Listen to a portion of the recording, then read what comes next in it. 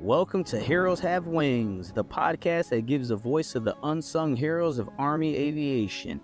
I'm your host, Jason Santiago.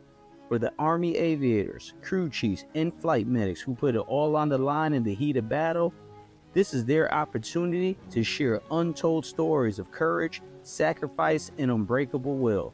From their beginnings to the battlefield, you hear about their hardships, the moments of doubt, and how they overcame impossible odds to save lives. These warriors didn't just fight for survival, they put others above themselves, embodying the true spirit of heroism and selfless service. Ladies and gentlemen, welcome to Heroes Have Wings.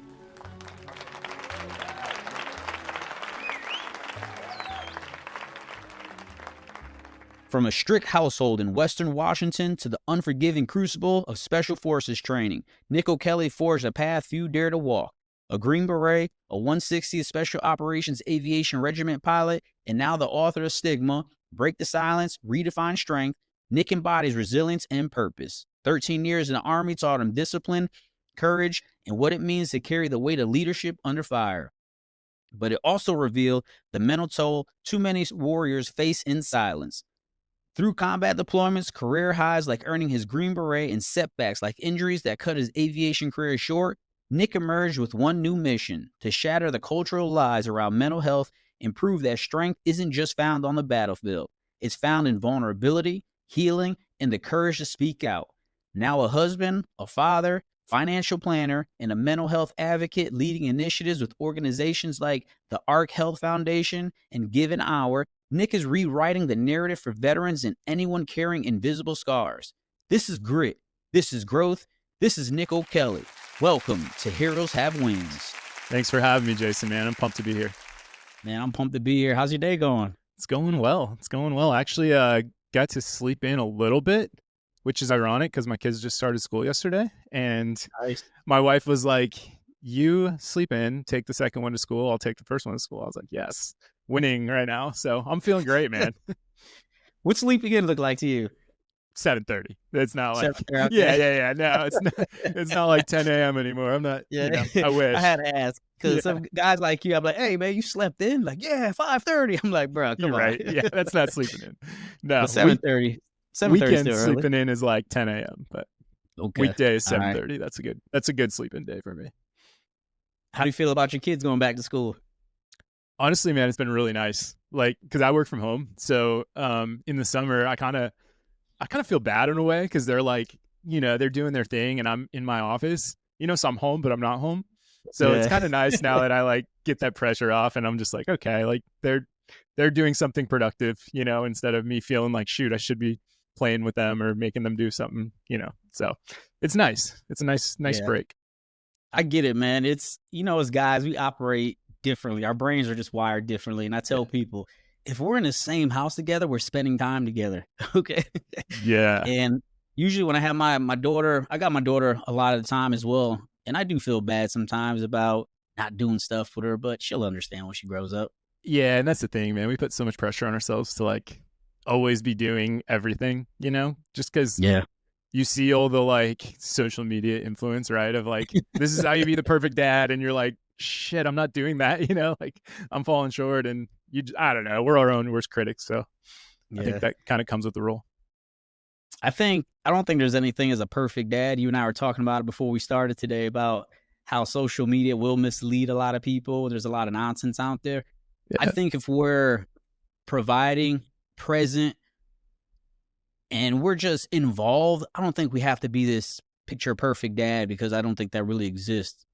I agree. Biggest thing, our kids want to know that we love them. Exactly. And we're going to give them that dad discipline and give them that order and structure and the love that they need in life, and they'll be all right. Yeah, I totally agree, man. Like I say this because I got older children already, right? I got my 25, 24, my 23-year-old, and man, when I was raising them, I was in the Army, so they had a whole different dad compared to what I am now. Yeah, I'm actually curious. I'm gonna throw back on you, but like, how did that end up growing, like raising them, through the Army? Because my kids were young. I mean, my son was 8 when I got out, or 9, so they're still young. It's not like now I have their full teen years to kind of be here and not be in the Army and not deploying and stuff. Like, did you see that impact anything? That's more for like The biggest curiosity. thing, I just asked him one day. I got on the phone with him and I asked him. I said, "Hey, with Dad being gone all the time in the Army, did that have a negative impact, or were you guys angry, or had any ill will towards Yeah, me for?" And he said, "Nah, Dad, we understood what you were doing, that's so it was cool. never an issue for us." But they knew when I got out the Army, 100% involved. Even when I was in the Army, I made a promise to my children that they would only go to one high school their whole life. And my Yeah, that's daughter, cool. essentially, they lived in Clarksville from the time she was in third grade till she graduated high school. So Wow. she went through that whole course of going through the whole evolution with her friends, same high school, same thing with my son. So I held up my bargain on my end as a dad, Yeah, and I kept my word to them, and now no issues. And I that's say that awesome. because I see a lot of parents, especially on social media, again, always talking about, I'm not there for my kids and blah, blah, blah, and my kids are going to be ruined. And that's not a real thing. Right. We are creating these false narratives that you don't even know how it's going to turn out. Yep. So Yep. just be present when you're present. When you're not around, just let them know why you're not around. You're working or you have something to do. Yeah. So And they'll I grow up think and understand. that's the key, right? And that's a part that a lot of people miss is that like it's okay to be gone. It's okay to like take care of things that you need to take care of, but when you're not, like that's the key that people miss is they're not present, right? Like they're whatever, they're dealing with other stuff or they're thinking about other stuff and they're not actually present when they're there, you know? And I think especially in the military, like that's probably the most important thing is like you're going to be gone, you're going to be deployed, you're going to be training, whatever. Like your schedule's going to be all weird. So when you're when you're home, like do what you can to pour into your kids, you know? So that's cool, man. That's really cool to hear that because I always, Yeah, I, just yeah, like I said, be present, love them. That's the biggest thing. Love them. Show up, even because your kids are about when they turn teenagers, they don't want mom and dad around no more because they're yep, too cool for school. yep, Still show up. All their events, high school sporting events, everything. Show up. My, I got a 6-year-old now. She's in first grade. She did kindergarten last year. I went to every single event. I was one of the only dads at every single event. heck yeah, But when she grows up later on, she's gonna remember like my dad was always around. yep, Same thing with my exactly. older kids. I don't think I missed one high school football game with my oldest son. Always there. Same thing Dang. with my daughter when she was cheerleading. Always there. Yeah, So if you're gone, you're gone. I get that. But when it's time to show up, just show up, engage, act like you care, act like you're interested, and that'll take care of all of it. love it, man. That's so true. That's good. That's good life advice in general, you know, Yeah, man. because we're in this rat race, dude, where we're just Yep. constantly trying to hit that next goalpost. So it's good to like take a step back and look at that stuff and think about it. Yep. Love it. All right, man. Let's get this started. Quick hits. All right. Let's do it. Coffee or energy drinks. Coffee, man. I'm a cup of coffee every morning type of person. I like City energy life or drinks, country but living. yeah. Let's go. You know what, man? I like a hybrid. As weird as that is, I like being close enough to the city that I can like go to sporting events and things like that. But I don't want to live in the city where the traffic's crazy and you know what I mean. Like so, Yeah. 20 to 30 minutes away, I guess is my ideal world. Suburbs. No, I get that. Man. I'm in that part of life right now that I'm on that cusp as well. I live about 20 minutes away from downtown, but I would be okay getting further away because Nashville is turning into something that I'm just not. Yeah, It's not enjoyable anymore, to be honest. yeah, yeah. Nashville's Summer gotten heat, winter crazy. cold. Oh man. So I used to be a summer heat guy, but I grew up in Washington, so it's a different story. Now I'm in Charlotte, and the humidity, I would say cold now. I love it when it's cold now. Movies or books. Movies for sure. Because because the time aspect, dude. Like, I just don't have time to read books anymore unless it's audiobooks. I'm telling you, man. I'd love to read books too, but I'm like you. I'm an audiobook type of guy. Yep. Dog person, cat person. Dog for sure. We got two golden doodles. Beach vacation, mountain retreat. That's a tough one. I'm gonna go with beach if I had to pick one. Yeah. Wake up early, stay up late. Stay up late. It's always Me been my too, MO. man. Yeah. Me too, man. I'm a 12 o'clock guy, no matter what. Yeah, dude. I'll never be that guy that gets up at 4 and goes to the gym. I wish I was, but I'm not. I'm not that guy either, but I'm Yeah. just like, I had a friend ask me that a few weeks ago. They're like, why don't you get up early? I said, listen, 15 years of the Army trying to make me get up early. Exactly. I'm working out. I'm working out when I feel like it, not at the Yep. butt crack morning, man. It's not happening. Same. Action movies or comedies? Action movies, for sure. Camping or road trip? I like road trips. I'm gonna go with road trips. Texting or calling? Ooh, texting. Yeah, What do you like about texting? I like the fact that you don't have to respond right away. You don't have to expect a response right away. Like, there's a lot of times where if you call somebody, they don't answer, and you're just like, I should have just texted them. So, so that's kind of where it's kind of why I lean that way now. Yeah, I do that. The texting before calling, like, hey, you busy? Yeah, that's smart. Then I give it, because we all hate getting side buttoned, right? Yep, exactly. Like, why is he calling right now or whatever? All right, man, let's get it started. So let's talk Cool. about where you grew up, how your childhood was, and going from there. Yeah, sounds good. So I grew up about 30 minutes north of Seattle, so Western Washington. Family of 6, so I have 4. Well, I have 3 siblings. We grew up in a city called Everett, Washington. It's like the big suburb of Seattle, I guess, if you will. Pretty ghetto where we lived. I didn't realize it when I was young, but now that I go back, I'm like, dang, dude, like we were roughing it. We lived in a quadplex, 2-bedroom quadplex with a family of 6. So it was like literally 2 bedrooms, living room, and a kitchen. That was it.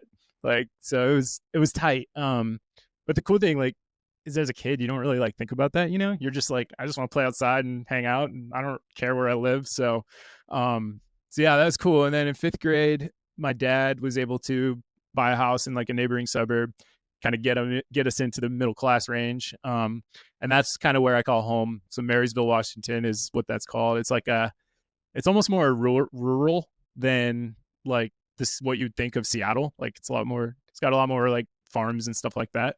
And my childhood was good because I made it good. My parents were very strict and very like overprotective.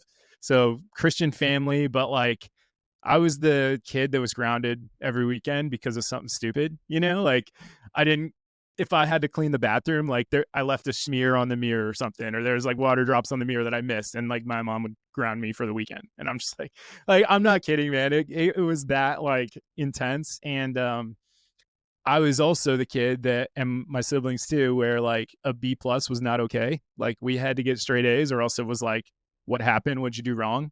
And I'm going to email your teacher every single week if you didn't get an A, and figure out why, type of thing. So it was almost like forced success in a way, like forced performance. So, which served me really well. Like I got really good grades, got into a good college. But then when I went to college, that's when everything fell off the rails, because I had freedom, right? I didn't have my mom like breathing down my neck telling me I have to go to class and stuff. So I didn't go to class. I was like, this is awesome, man. I can just drink and party and chase girls and sleep in, and nobody's really yelling at me for it every day. So that led to me. I did ROTC when I was in college as well. So I did Army ROTC. So I was going to be an officer. That was the goal.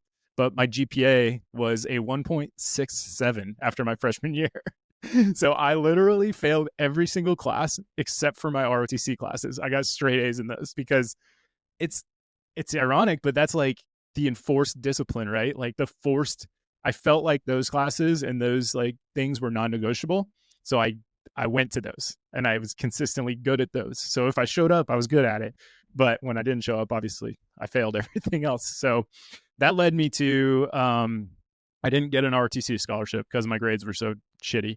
And my dad basically was like, dude, I'm not paying a dime for this anymore. And it was an expensive private school in Spokane, Washington. So basically I would have been on the hook for like 45 grand a year of student loans, and he was like, I'm not paying for this. You're on your own. Figure it out. If you're going to stay in school, figure it out. And so I dropped out, and went back home, and actually I worked for him for almost a year, 6 months to a year. And he owned a car magazine in Spanish. So like an Auto Trader in Spanish, like the ones you see in like grocery stores and stuff. Yeah. It was that. It was called El Caro. And yeah, right. Super original. But dude, it was cool, man. I would just drive to car dealerships, take pictures of cars every day, and bring them back, and the graphic designer would crop them out and put them in the magazine. So that was like my job, just driving around taking pictures. Let's backtrack for a minute. Yeah, go ahead. Yeah. So with that type of discipline and strictness your parents had, how do you think that molds you as a parent today? That's a great question. And to be fully like analytical of it, I would say now I almost err on the other side of it a little too much, right? Like I catch myself sometimes where I'm like, my son gets away with something and I'm like, that I probably should have done something about that, so it's brought me the awareness that like being overbearing and being overprotective is, I don't think it's the right answer. I don't think it's the right way to parent, because of what it led to with me. And so my older sister, she dropped out of high school. She married the neighbor boy, got her GED, and then joined the Army because of the same reasons, right? She was just so overwhelmed with everything that she was like, I need to get the hell out of here and I need to whatever, figure it out on my own type of thing. And then the good thing about her is like now she's successful. She kind of got out of that phase, she was 18 at the time. And then my younger brother did the same thing as me. He went to college. He did 2 years, got shitty grades, wasn't going to class, and dropped out and joined the Army. So like, I don't know if my parents definitely weren't intentionally trying to raise soldiers, but they did that, and it worked out that way. So yeah, I've taken a lot from that. Go ahead. Real quick, with that strictness that they instilled in a household, how do you think that set you up to be successful in the Army as well? Because it was very easy to show up and do what I'm told and be good at it. You know what I mean?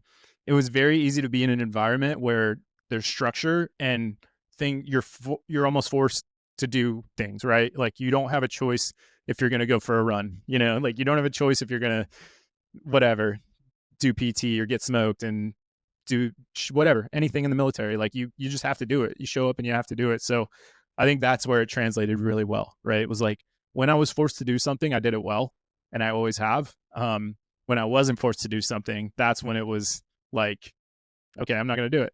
Why would I do it if I'm not forced to? But the time in the military, obviously, like I matured and grew through that. But that was what made it easy, like day one. It's just showing up, doing what I'm told, putting my head down and getting it done. Yeah. Good question, though. How was your relationship with your siblings growing up in that type of environment? So my brother and I fought a lot. He's 3 years younger. So we were like the normal, brothers, like Yeah. chase each other Run around the fight, house. man. And yeah, you know what I mean? Like there's one story where, I don't even remember why, but my brother and I were fighting. We had like a 2-story split level house and I was chasing him around, like about to kick his ass. I don't remember why or anything, but I distinctly remember like I chased him up to the second floor. He opens the slider door and we had like a little balcony, and he legit jumps off the balcony, jumps off the second floor balcony. And I'm just like, oh shit, like this is gonna be really bad. But somehow he didn't get hurt. Somehow he's fine. But so that's like the perfect example of our childhood. We were definitely at each other's throats a lot, but at the same time, like super close, in a weird way. My older sister kind of kept to herself. So I didn't really like, I don't even have many memories of hanging out with her when I was a kid. What is the age difference? So she's 2 years older. Oh, okay. Yeah. And then I have a younger sister who has Down syndrome. So that was a unique experience too, just navigating that and learning about that. Growing up, did you guys, your siblings, the other ones that joined the military, did the military ever cross your mind, or was it something that you guys hit this pretty much a wall in life and said, you know what, I need to get either out of the house or school's not going to work for me? Because for me, college wasn't going to work. I wasn't going to pay for it. So did you guys ever think about it growing up, or was it circumstance driven? It was circumstance driven. I will say that like me doing ROTC definitely planted that seed of like, okay, I can do this and I can be good at it, because I was good at the ROTC part of college. I wasn't good at the other part, but it definitely planted that seed. And it also gave me some insight into like the culture and just, the kind of the drive that it takes in the military world. So yeah, nothing like up to that point, up to college, really, we weren't even exposed to the military, to be honest. It was just ROTC for me, at least. It was ROTC. And I don't know why my sister did. I think it was just to get away, honestly. I think she was just like, I just need to get away, do something, and I'm going to join. Yeah. And then my brother did ROTC as well. Okay. Yep. Who were some of your mentors growing up? Great question. I had really good coaches. I played baseball. I had really, really good coaches throughout my life. And also something that I think is underrated is like youth group and being around like good Christian influences. Because sure, I wasn't like the poster child of Christian kids, right? But like my parents would send me to youth group and I would be around that and I would be around those values and influence. And I think that like looking back on that, man, those I can still remember my youth group leaders and just how phenomenal they were and impactful, on overall character building, if you will. Yeah. Nick, you said something very important, and I'm realizing that now, even as a dad. The people you surround your children with is very, very, very, very important. Yeah. I mean, from the youth groups, from the sports teams they play on, the coaches you allow to coach them, all these things matter. Yeah. And I wasn't very mindful of it when I was a younger dad, but now that I'm an older dad, man, I pay attention to all those things, to the schools, everything. And it does matter. I used to think it didn't matter, but it does matter because you're realizing that all these characters and these personalities are influencing and helps shaping your child. So it could be a good or a bad thing. Yeah, man. That's because I mean, as a kid, you look up to them. You look up to that person that's an authority. So yeah, it's gonna impact them. Such a good point, man. And that's not to get like political or anything, but that's like kind of the scary part of the world today, right? Is there's a lot of not ideal influences in charge of kids nowadays. And we don't need to go down that rabbit hole, but you know what I'm getting at. Correct. Yeah. So you decided to join the Army. What did that look like? How did your parents feel about it? How'd that conversation go with them? So I actually first went to the Marine recruiter, actually. So because Marines are badass, right? Before you know, like they are, don't get me wrong, but before you know what's going on, like I wanted to do something I was proud of. I was like, Marines have great culture, great, heritage, great pride in what they do. So I went to the Marine recruiter, quickly found out that they can't guarantee your MOS, right? They don't, if you join the Marines, like you could end up being a cook, even if you wanted to be a MARSOC dude or something. And I didn't want that. I wanted some clarity. So then I went to the Army recruiter and I actually tried the high school to flight school program. So a mentor of mine who was in RTC with me, he was a senior when I was a freshman, I think, or something like that. We stayed in touch after I left college and I told him, I was like, hey man, I think I'm going to join the Army. Like, I think it was best for me because I'm kind of doing nothing and floating. And he sent me an article about high school to flight school. And he was like, you should try this, man. Like, this is a good way to accelerate your career, right? Go in as a warrant, well, E5, but then warrant, and get right in the cockpit and start your career that way. So I did. And I was about, I want to say 6 months into the process.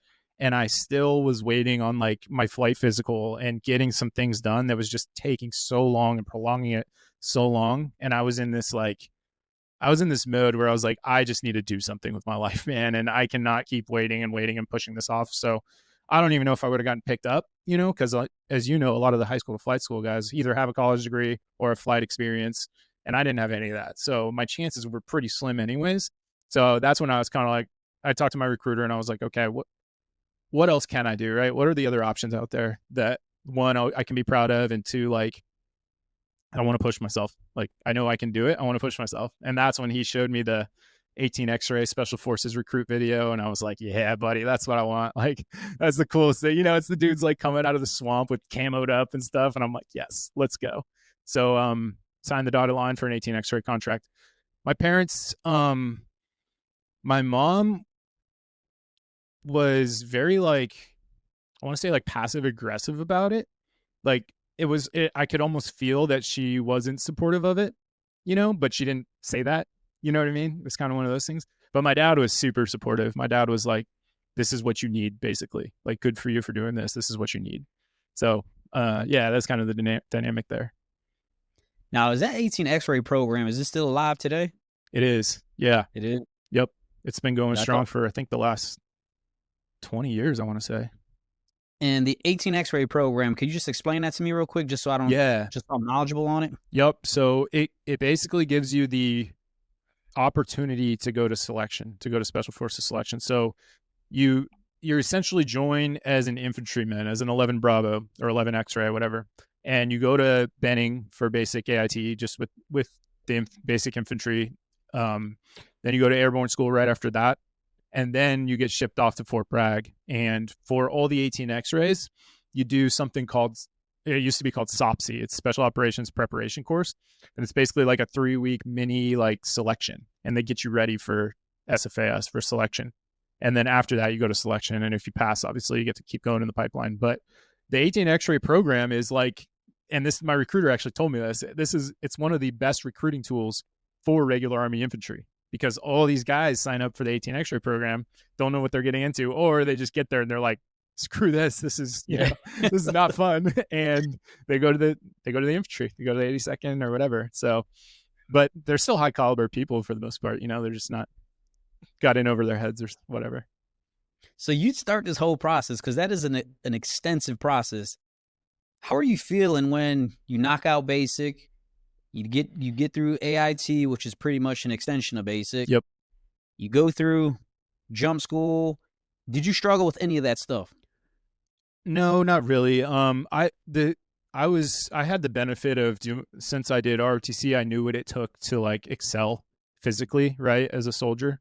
So I was a good runner. And that took me so far in basic and the pipeline. Just having the cardio and endurance, like skill and capacity, man, that was like, if I had to attribute one thing to my success, it was that, like being able to be, because I was like one of those good runners, like I could run 12-minute 2 miles, and like I know people hated me, but like it wasn't, to be honest, man, I do think a part of it is just like genetics, like, yes, I worked hard, yes, I like still ran, but like I had buddies who would run twice as much as me, right? And like just to crack like a 13:30 or 14-minute 2 mile was everything for them.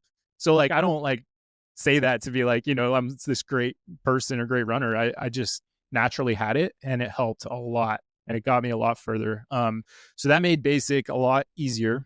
Basic's not easy. Basic still sucks, but it made it easier, and it made it because I was like, near the top of the pack during it. Jump school was, I'm not gonna lie, man, I was scared shitless the first time I had to jump out of an airplane. Like I was not looking forward to it at all, but it's another one of those things that you're in the Army, so you got to do it, right? This is something that you have to do if you want to get to where you want to be. So I did it, and I still don't like it. I think I got just at 30 jumps in my career, like just enough to get the star. And then, but every single time I was like, this sucks. Like, this is not fun. So yeah, I don't know how you do it, man. There's no way. There's no way I'm doing it. I'm not interested. It sucks, man. Every time, like when you're whatever 20 feet from hitting the ground, you're just like, oh shit, boom, and then you check everything. You're like, oh, thank God I'm good. Every single time, hit like a bag of rocks. It's never graceful. Did you experience any culture shock at basic or AIT, airborne school, along that process? Any culture shock anywhere? I didn't at the time, because I integrated pretty well with, like, I was in a basic training platoon of almost all 18 X-rays. So almost all the guys were going on to selection or getting the chance to go to selection. So I integrated pretty well with the group. The biggest culture shock that I didn't realize at the time, but I look back on it, and this is like a rabbit hole into my book, so we don't need to go too in depth right now. But like, first day, there's a place called 30th AG. That's like the in-processing section for Fort Benning basic, right? It's before you go to basic, but you're like waiting to go. So there's still drill sergeants. They shave your heads, do all that. You're familiar with all that, And there was a group of kids that were like on a second level like balcony that got pulled from training. And have you heard the like they take their shoelaces type of thing? So yeah, so these were those kids, right? They had their shoelaces taken away, and they were struggling with mental health, right? They were depressed, suicidal, whatever you want to call it. And I do remember distinctly the drill sergeants, we were in formation, and the drill sergeants turn around and look at them and point at them and say, like, you see those pussies up there? Like, you F up, you're going to end up like those pussies. And like, at the time, right, I was young, dumb, immature, and all my buddies and I are like, yeah, pussies, you know what I mean? Like, feeding on it and feeding into the culture. But like, looking back on it, man, that's like the mental health stigma right there. And that's where it's born, is like, or at least for me, that's where it's born. It was literally like, pretty sure it was day one in the Army, So that wasn't a culture shock at the time. I will admit that, because I fed into it. But looking back, I'm like, damn, that's pretty messed up. And that's pretty messed up, man. But that's how the military. I don't know if it's still that way. I hope it's not, but that's how it ran when I was going through. So, I even look back, and after being a SEER instructor and understanding the dynamics of shaving your hair, taking your name away, and yes, doing all these things, it's part of the process of getting people indoctrinated, right? yeah, And we yeah, got to get them to buy into what we're doing. yep, And the Army is very, very good at making soldiers. Once oh again, yeah, I don't know how it is now. I'm 10 years removed. I've been retired for 10 years now. So I don't know how it is now, but I'm pretty sure it's not too much different right, because it's probably a little more softer and kinder just because the way society is. yeah. I I would assume I so. tell a lot of people the military is a reflection of our society. Huh. That's all it is. The softer our society gets, softer the military gets, the softer the soldier gets, leadership, et cetera, et cetera. And I'm not saying it from a negative connotation. I'm saying that our generation, we were built on combat and war. Yeah, That's yep, not the case anymore. So our mentality is just different, and that's understandable. I get it. yeah, But the Army had to do those things because they're taking civilians. We're all undisciplined kids off the streets, yep, and we have to buy into this vision that we're willing to make sacrifices that normal civilians won't do. And we see that every day, right? There's a lot yeah, of me, I only care about myself. A lot of individualism going on now in our country, and hundred it's percent. okay, Yeah. right? But I think the military has to figure that out and how do we make this work? But I agree with you. One thing the Army was good at back in the days is public humiliating people. Oh yeah. Oh yeah. I tell For sure. people, you guys don't know what public humiliation is until you've been in the military, man. Yeah, dude. I got a good story on that actually. So this is later on, but in the Q course in the pipeline, we had one of my friends lost his MVGs on a patrol. Yeah, lost his MVGs on a patrol. So we get back, everybody gets back, and we're scrambling looking for him because we're doing sensitive items, checking everything, and we're like, shit, we're down a pair of goggles, and it's his. And the whole freaking class, like 100 students, had to go hands across America, the woods of Camp McCall. Like I don't even remember. I don't even remember how long it was, but it was definitely hours, right? Like searching for them, and we did find them. We did find them. But the next day he had to tie down everything to his flick, like to his LBV, whatever it's called. Like I'm not kidding. His boots were tied to his flick. His PC was tied to his flick. He went to breakfast that morning, and one of the cadre made him get a donut and tie it to his flick. So he's walking around just freaking strings everywhere, dude. Like he can barely even walk. Like, it's just the perfect example. Like, and I don't remember how long he had to do that, but it was a couple days that he had to just walk around with just everything tied down to himself. It was freaking hilarious. But This shit is perfect it is example. funny. It is I mean, funny, but it's embarrassing, but the shit is funny when even when you're going through it, right? You're being because I remember being publicly humiliated yeah, several times for in the sure. Army because I would say stupid shit. My NCO is Santiago, get out there in the rocks, beat your face until I'm tired. I'm out Yep. there, singing dumb songs, and this is stuff they make you do. Yeah, dude. But you look back at it, you're like, yo, this shit is really funny. Oh yeah. This is some funny shit. But it does build character, it builds Oh that yeah. tough skin, and Oh yeah. it builds that resilience that we always talk about 100%. having. And I look back, I think it was funny. I still think it's funny. I mean, it's a part of the process if you're in the military. If you do dumb shit, for everyone to understand, when you lose a sensitive item, that is a big deal. Yeah. I can't even explain. I'll give you an example. We lost a sensitive item when I was in Fort Lewis. I was out in Washington. I lived Nice. out there for 3 years. We lost MVGs when we're out in the field, probably 2 or 3 days before Thanksgiving. Oh no. They canceled Thanksgiving for us. Oh no, It was dude. such a big deal. It made CNN because the family members were complaining about how we're locked down on post because of these MVGs. Whoa. They showed up the Friday after Thanksgiving. They showed up at the back of one of the battalion buildings. They just showed up out of nowhere. So Wow. I get it. And I only say that because I want people to understand that when you lose a sensitive item, a weapon, MVGs, those are an SKL. That's another one. Yeah. Oh yeah. You lose things like that. Oh man, Yeah. you're gonna have to find that, or you're gonna have to pay a good price to figure out how you're gonna find it. Yeah. It's not like just losing a magazine. Like it's a big deal for sure. Correct.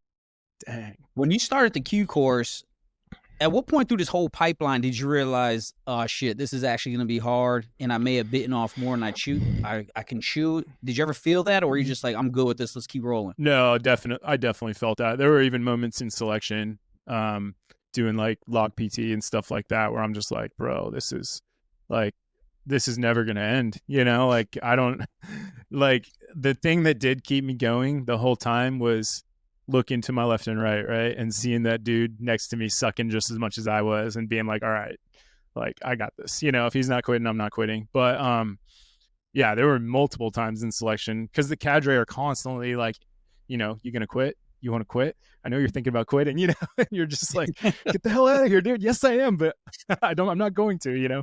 So there were multiple times in selection where it was brutal, man. Your feet are like just hamburgers, they're just so torn up, like, and you have to run everywhere. So it's kind of funny. It's a 3-week course, and at the beginning of selection, everybody's like trotting and running and in all good spirits, and then at the end, like, dude, your trot is like, I could walk normally faster than we were trotting, like, it's just like zombies running around trying to move everywhere. So yeah, I would say in selection was when I was like, shit, this is the real deal for sure.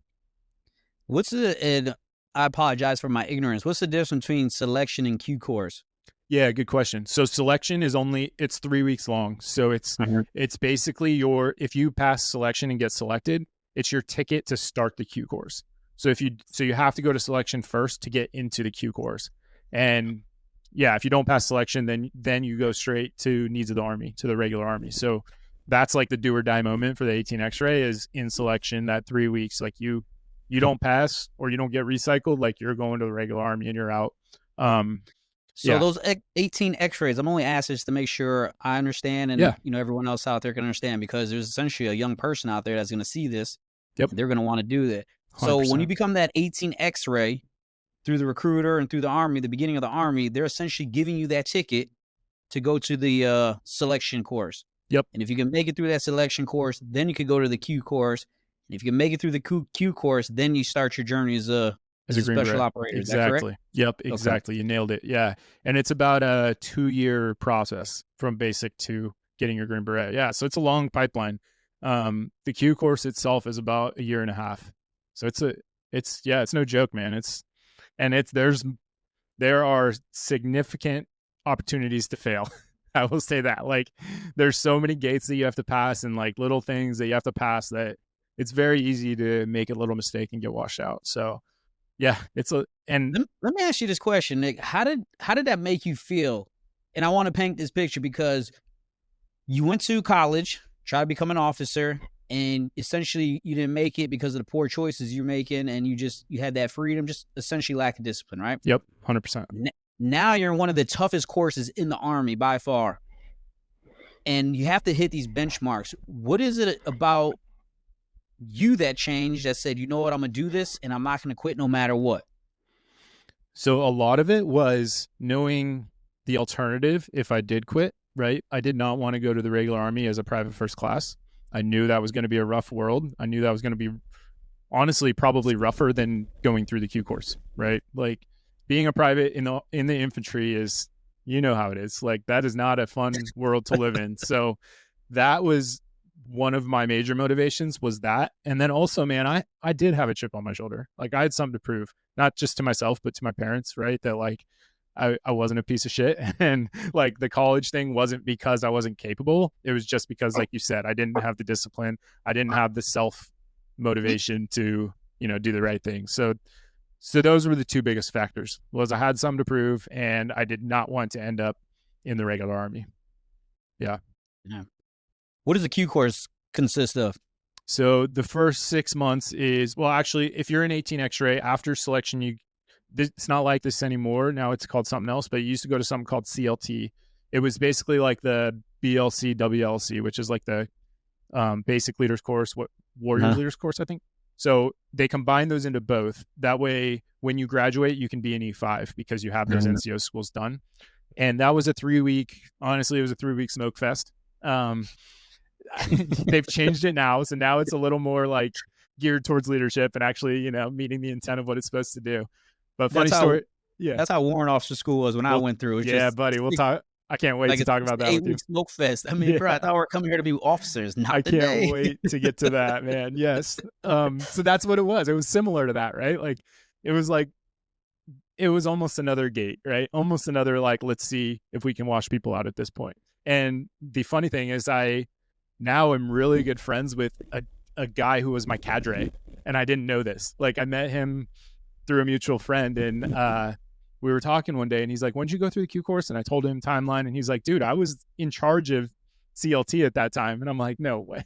So but he told me, he's like, yeah, dude, we were trying to get people out. Like that was our intent to wash people out in that phase. So that's the first 3 weeks. Then you start language school, it was 6 months for me. I learned Korean.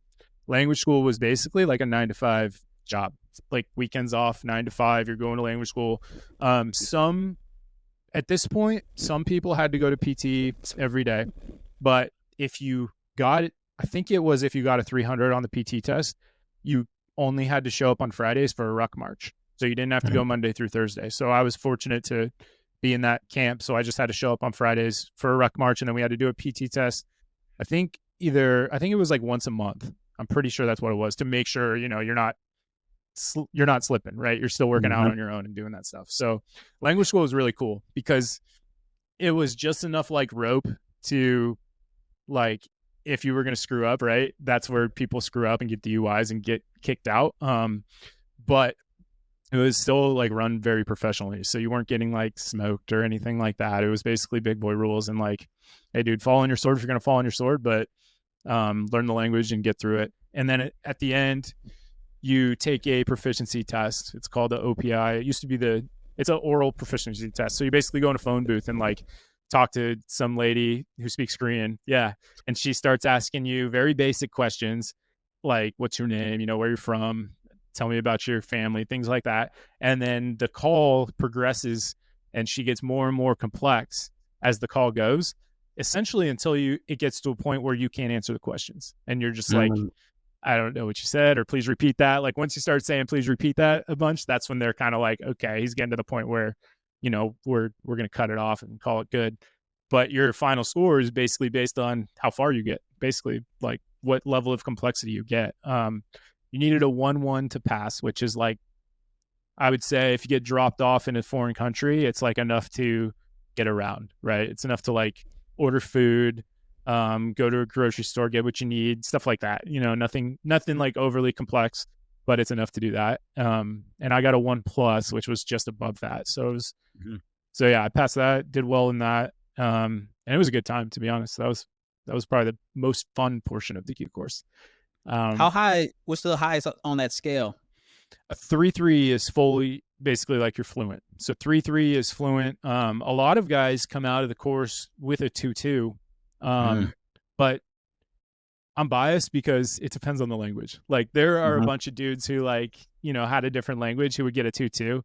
And I'm like, okay, like clearly Korean is a little harder than what you got if there's multiple people getting 2.2s and nobody got a 2, in Korean. So there's definitely a scale there. But the downside with that is you get paid your language bonus based on your score. So if you get a 2.2, you get paid more than if you got a 1.1. So it's kind of like whatever. There's benefits to getting a better score and getting a better language. But yeah, do you want me to keep going, or you got any questions on that? No. So okay. You get done with language school. Yep. So now, that's 6 months. Based off your language school, does that determine where you're going to be stationed in the States? It does. So yeah, and actually you get a wish list of your languages when you pass selection. So you get to say like, here's my top 4, whatever. I think it was 3 or 5 choices, something like that. And so first group is PACOM, is Pacific, Asia Pacific. So I stacked my wish list with Asian languages because I was from Washington. So I wanted to go back to Lewis. I wanted to go back to JBLM. So I stacked with Asian languages and I got an Asian language. And so I basically knew I was going to first group at that point, which was awesome because I wanted that. And yeah, so if you get like Russian, typically you're going to like 10th group. Arabic, you're going to 5th or 3rd. That's kind of how it works. Like a Hispanic language, you're going to 7th group. So they're regionally aligned in that way. And then after language school, once you get through that, we went into small unit tactics, and that's the best way to describe that is it's like the SF version of Ranger School. So I don't remember how long it is. I think it was I think it might have been 2 months, but I'm not positive on that. But that's where you don't have your phone. You're basically doing patrols, learning how to, set up ambushes, learning you have to lead patrols just like Ranger School. And you have to pass those patrols that you lead. And I will say that was one of the hardest things as an 18 X-ray is because there's guys in the Q course going through with me who are like staff sergeant, former Ranger Battalion guys, with multiple combat deployments. And like, here I am, a PFC, and I have to tell this E6 Ranger, how to do things, right? And I'm supposed to be in charge of him. And I'm like, dude, like, I am in no place to be telling this guy what to do, but you have to, right? Like so yeah, I think you have to pass 2 patrols during the full time at SUT. And there's a lot of smoking being done in SUT too. Like the cadre really love those arty sims where they'll somebody looks like they're falling asleep, they'll throw an arty sim and then you gotta bust out and figure out what's going on, and a lot of controlled chaos going on, or uncontrolled chaos. So that's SUT. That's, yeah, once you get through that, then you go to SEER school. You're very familiar with SEER school. I did it at Bragg, so it's all at Bragg. And dude, SEER is, I know it's cliche to say, but it really is one of those like courses that I'm so grateful I got to do, and I never want to do it again. Like it was such an awesome, you learn so much in such a short period of time, not only about yourself, but just like about what's possible, right? Of a human being. It was pretty phenomenal to have that experience. You want to see go ahead. As a SEER instructor, I think, because I've done several different SEER schools, and I think one of the best things about SEER, we'll call it SEER level C. Yeah. One of the best things about that school is, like you said, you truly find out the person that you are. Yeah. Period. 100%. This school is gonna show you where your breaking point is, because we all have it. Yep. And this school is gonna humble you and just change your outlook on life, because man, it is a tough school. That's by far one of the hardest things I've ever done in my life was go to SEER school. I agree with that. And it is so well run. Like just the fact that it feels like it's real. Like looking at it from the outside in, it doesn't make sense. You know what I mean? It doesn't make sense because logically you're like, I'm at Fort Bragg, right? Or I'm at Kent McCall, whatever. But in reality, like you're not, dude. You're in a whole new world. And mind blowing. Well, that's the power of the mind, right? A lot of 100%. people don't realize your mind will play tricks on you. Yeah.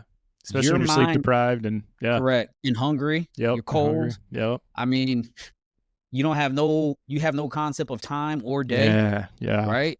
I mean, being a SEER instructor, because I got to see the behind the scenes for 2.5 years and see how everything works.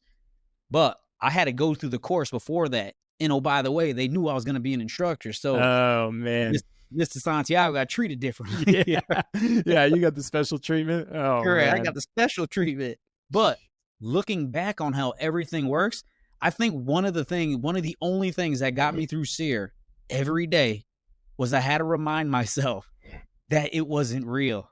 I know. That was the only thing. If it wasn't for that, man, it would have been worse. I'd have been worse off. But I had to remind myself every day, this is not real. Because you do have a lot of isolation time. 100%. Where you're by yourself. Yep. I would say that, and then knowing that like this can't go on forever. Right. That's what I kept telling myself. Like this has to end at some point. Like they can't keep us out here forever. What the funny thing is, like, not to get too detailed on it, but we had a follow-on course after SEER, right? So we knew that like at a certain point, like we had to be at that next course. So that was the thing that I was like, all right, like they can't keep us here forever. Like we got to be whatever to this place on Monday. So they can't keep us here forever. And like you said, like that was what I kept telling myself. Like this has to end at something. This has to end at something. But yeah, dude. I think that's one of the best lessons at SEER, that every point in life, either a good point or a bad point, there's an end to everything. Yeah. And as long as you stay focused, because you went through this whole process for quite some time, there's always going to be an end, and you're always going to have to start over somewhere else. Yeah. When you got done with SEER, how far along were you in that process? Through the Q course? Yes. That's probably, I would say like 2/3 of the way done with the Q course. So you're The hardest phase is typically like SUT, especially as an 18 X-ray, just because that's where you have to show your leadership skills. So we were past that. So we were past SUT. So it's kind of like definitely not coasting, but like you could see the light at the end of the tunnel. So yeah, yeah. And then I'll just never forget, man, the end of SEER school, like when it finally ends, like just you want to see like 100 badass men cry, like go to a SEER school graduation, man. That was, and you can't help it. You're just like, it's happening, like whatever, and you just embrace it, and it's powerful, man. Super super cool. I tell people, I say, as a SEER instructor, I've seen some stone blood. I've seen some tough ass dudes break, man. Like Yeah, we're talking about these guys. exactly. They've done a lot of damage in their life, but still, I mean, doesn't matter who you are. We all have a Yeah, breaking point, like I said, right? yeah. We're all humans, right? At the end of the day.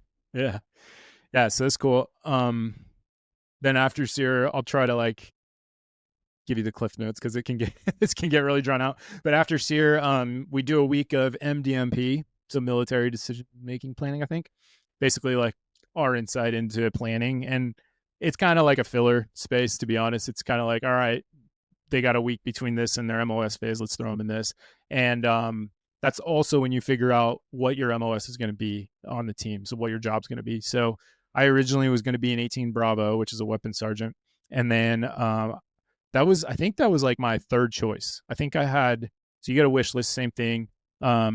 18 Bravo is the weapons sergeant. 18 Charlie is the engineer, so he does like demo and construction. 18 Delta is the medic, and then 18 Echo is the comms, communication sergeant. So my wish list was Delta, I wanted to be a medic, then Charlie, then Bravo, then Echo. So Bravo was my third choice, and I got it for some reason. But there was a kid in my class, another student who wanted Bravo, and he got Charlie.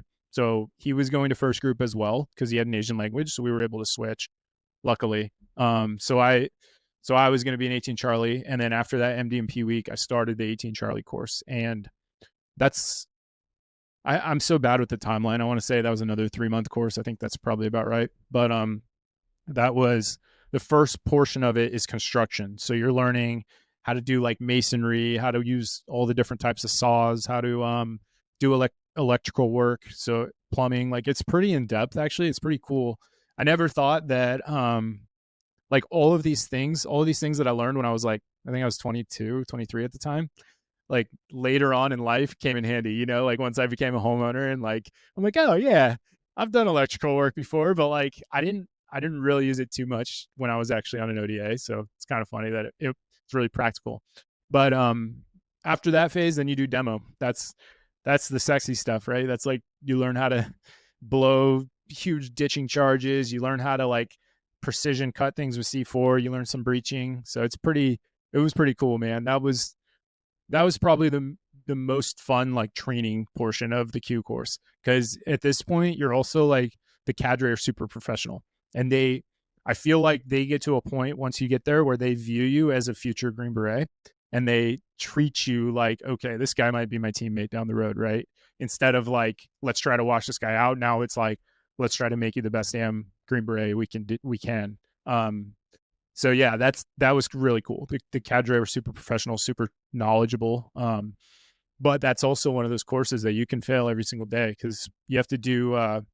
We have these time fuse things, so you have to cut the demolition so that it goes off at a certain time. So you'll cut like a 2-minute strip of time fuse, and you basically have a 10-second window that it has to go off. So you're doing a bunch of math, environmentals, all this stuff comes into play, but you go 5, 4, 3, 2, 1. 1, 2, 3, 4, 5. And if you're outside of that window when it explodes, you get recycled like instantly. It's an instant recycle because it's a safety violation. So it's it's a lot of high pressure because of that, because it's just every day is an opportunity to pass or fail.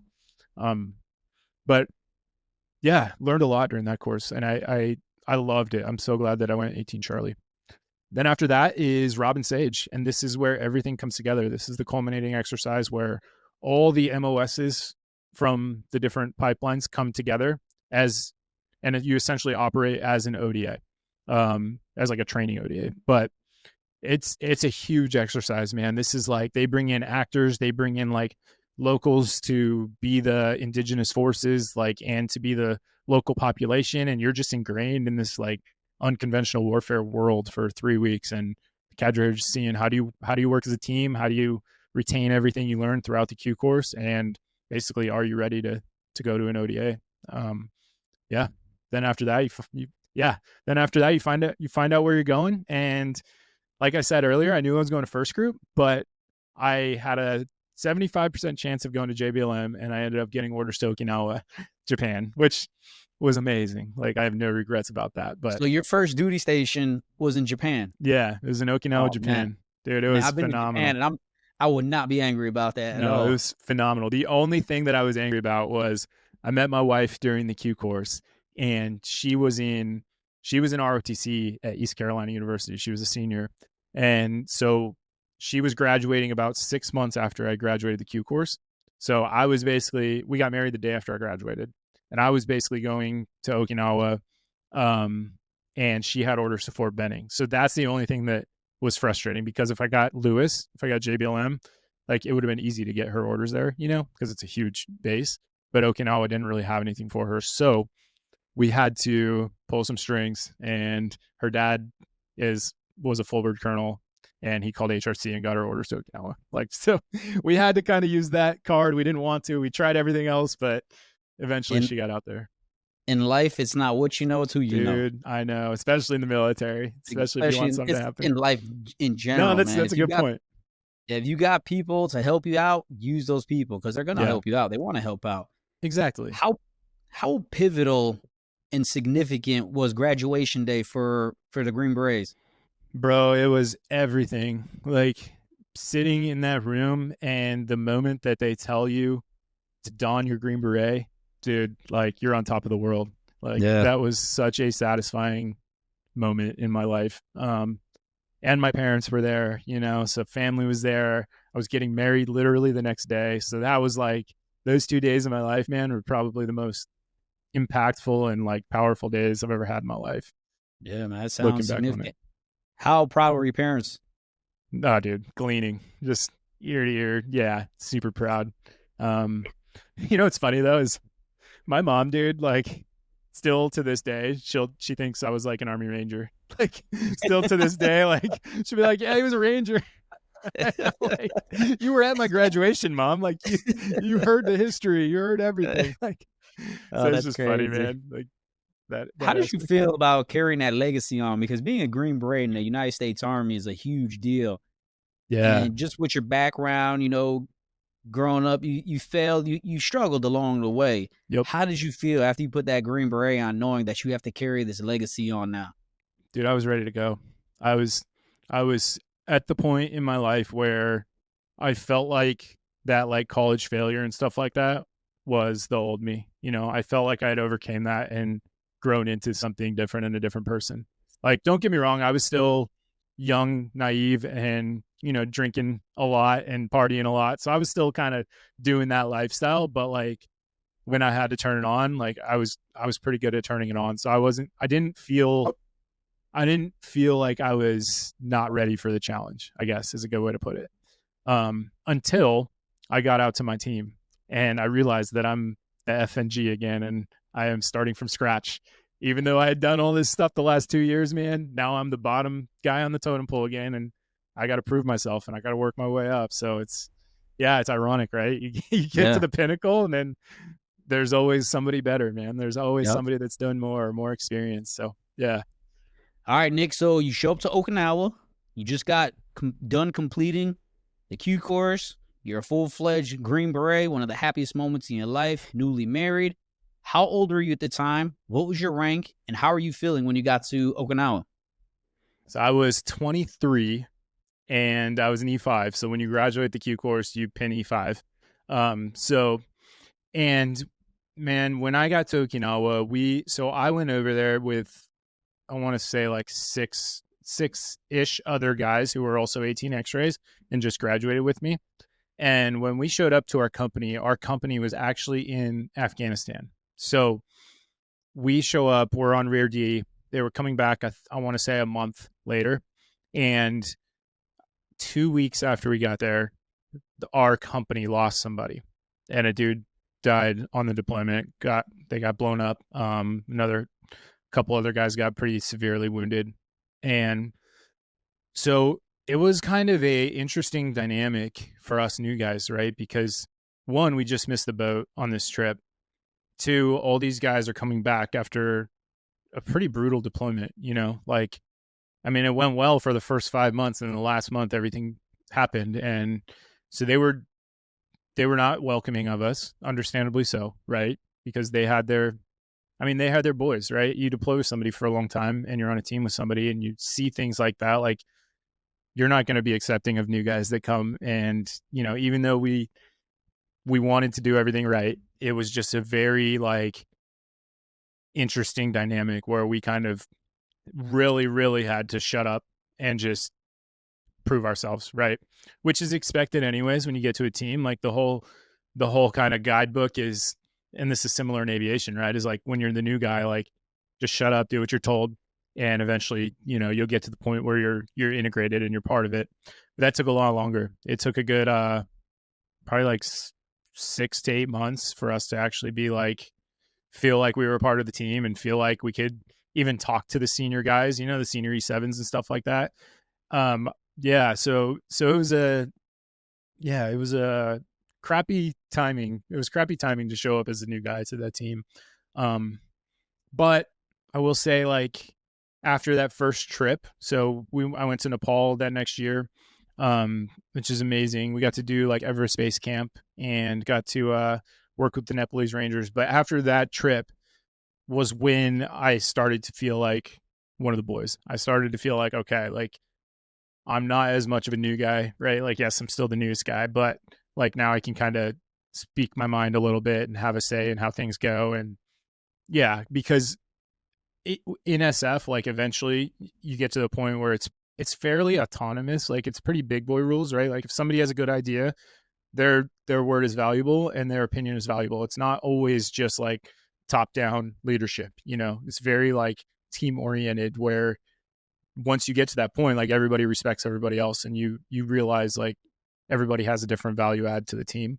But it took a long time to get there. It was so yeah, the first 6 months were pretty brutal on me. I think that's why you guys are Because of so that. successful, because of that, the true Yeah. team aspect. You Yeah. notice it in aviation and just, I'm not sure we'll get to that, but I was in the regular Army before I got to aviation, started making rank. But before that, you really didn't have, there wasn't really a team Yeah. atmosphere. It was be told, do what you're told, and that's the end of it. No big boy rules. And that's Yep. one thing I've noticed about a lot of special operators. These guys carry a professionalism and esteem about them that they know what to do, so they don't need to be micromanaged. Yeah. Obviously, I say this all the time in the show. There's always a bottom 10%, right? Yep. That's Of in course. every group. Aviation, special operations, wherever it is in the world. You always got a bottom 10, you always got a top 10, and then you got everything in between that makes it all usually work. Yep. But just to hear how you guys have a great team atmosphere that's pretty neat. Yeah. The 6 other guys that got there with you at the same time, or the 6 you told, were you guys still Yep. together building relationships, or did they put everybody on a separate team and you guys essentially went your own directions? So I was on a team so originally I was on ODA 1114, and that team it was only me and another guy that showed up that were on that team. But that team got absorbed by another company. It was a weird transition period, and I went to 1-2. And then there were 3 new guys and myself. So there were 4 of us. That show, yeah, 4 of us 18 X-rays that were on that team. So it was a younger team, but there were so the rest of the company is kind of where we felt that animosity. Like there were 2 guys on our team that were part of the old guard and still had that mentality, but they after that first trip, I will say they kind of acted like our big brothers and kind of protected us and helped us integrate into the rest of the company when we got back.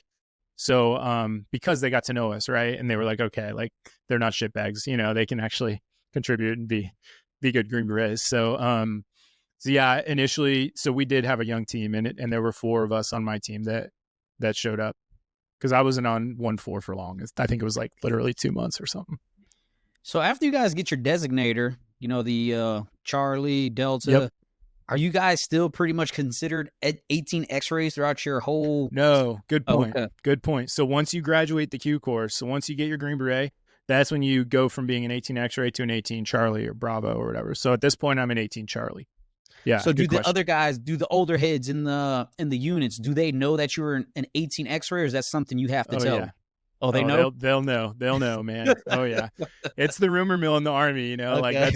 that stuff comes out pretty quickly. So yeah, they Yeah, that definitely was my know. question. I And wanted to know if you guys are always not targeted, but known as, yeah, those are the 18 X-ray guys. yep. So, Oh and I yeah. say that because you said it earlier.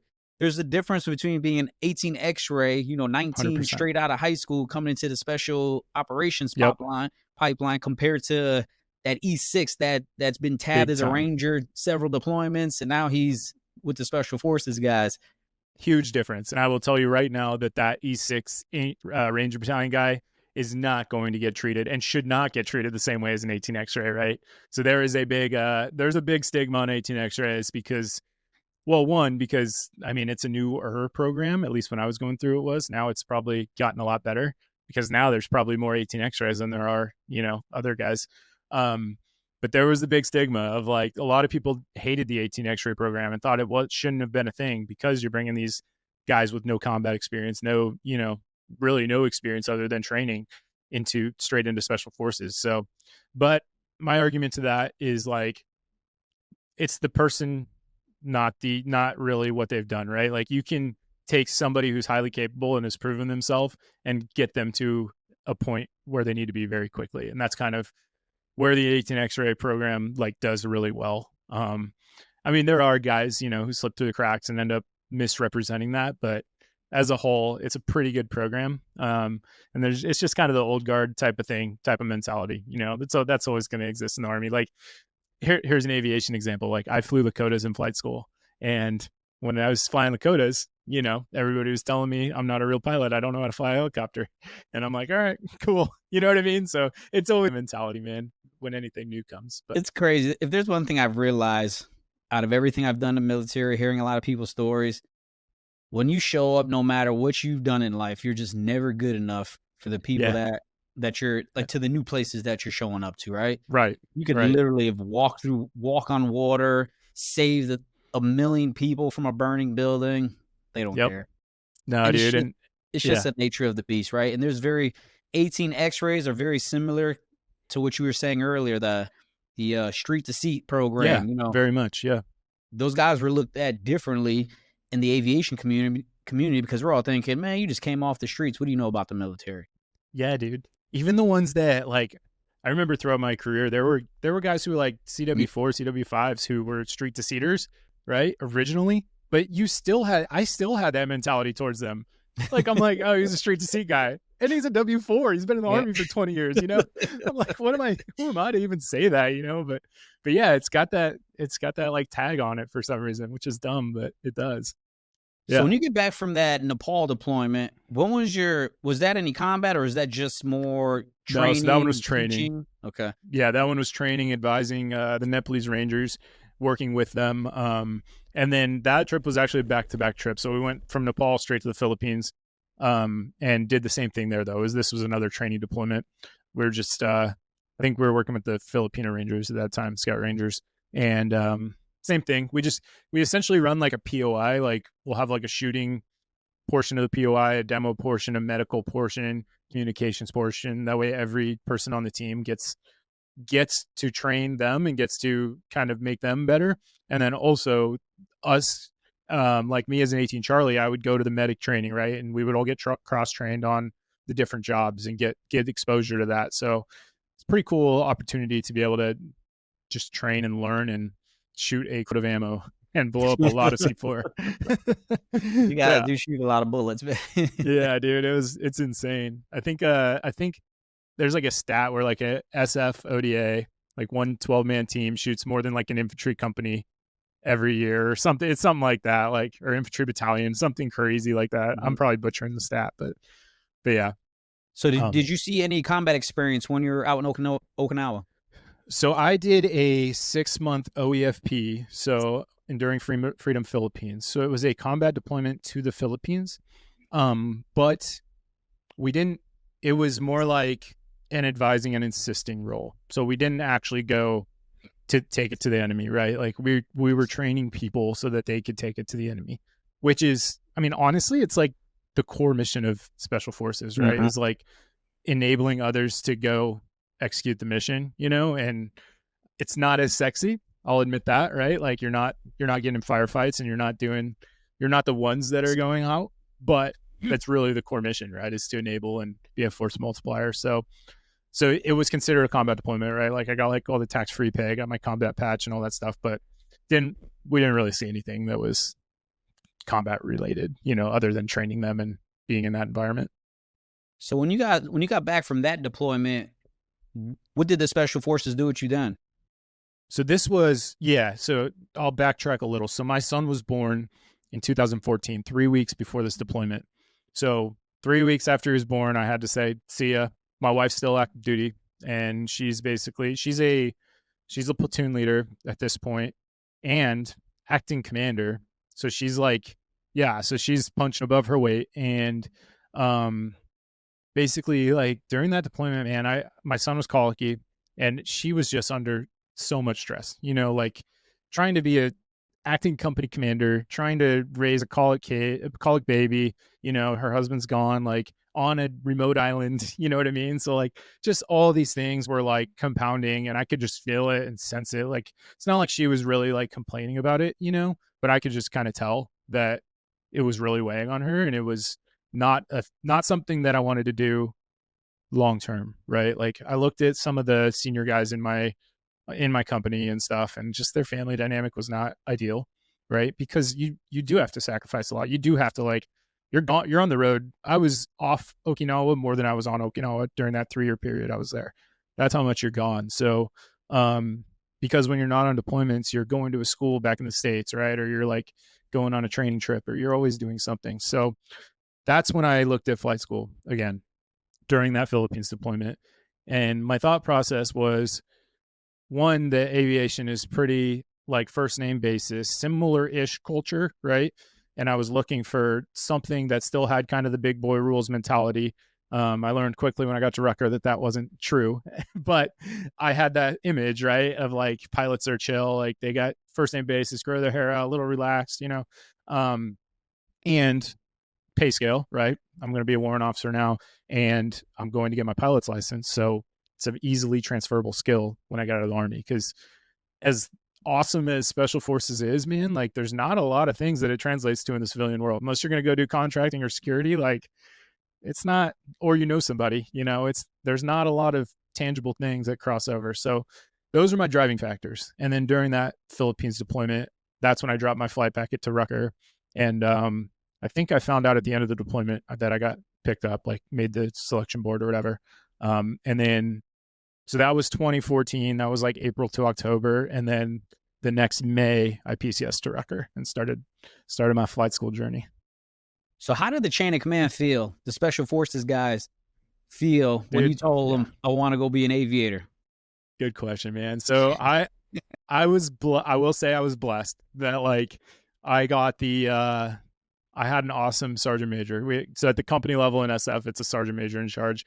And he was like, yes, he gave me shit, but it was like the brotherly love type of shit, like, okay, quitter, you know what I mean? Like that kind of like fun giving you shit. But like at the same time, he was super supportive. Like all my letters of recommendation, like were done, within a week of me asking for them. They were very professional about that part, very mature. There was no like, other than the messing around and joking and like, giving me shit for it, there was no like, you're an idiot, you're betraying us. There was nothing like that. It was all like, dude, we get it. Good for you. Like go on, do great things, so very blessed that, because it could have gone the other way. Like I was actually, I remember I was like really, really nervous to bring it up. Like I didn't know how it was going to go, because I mean, I wanted to be like faithful to the community, and I wanted to, like, I felt like I was cheating on him, you know what I mean? But no, man, it was received a lot better than I expected. I built it up in my head like it would be worse. 2014 was when I was getting out the Army. And Nice.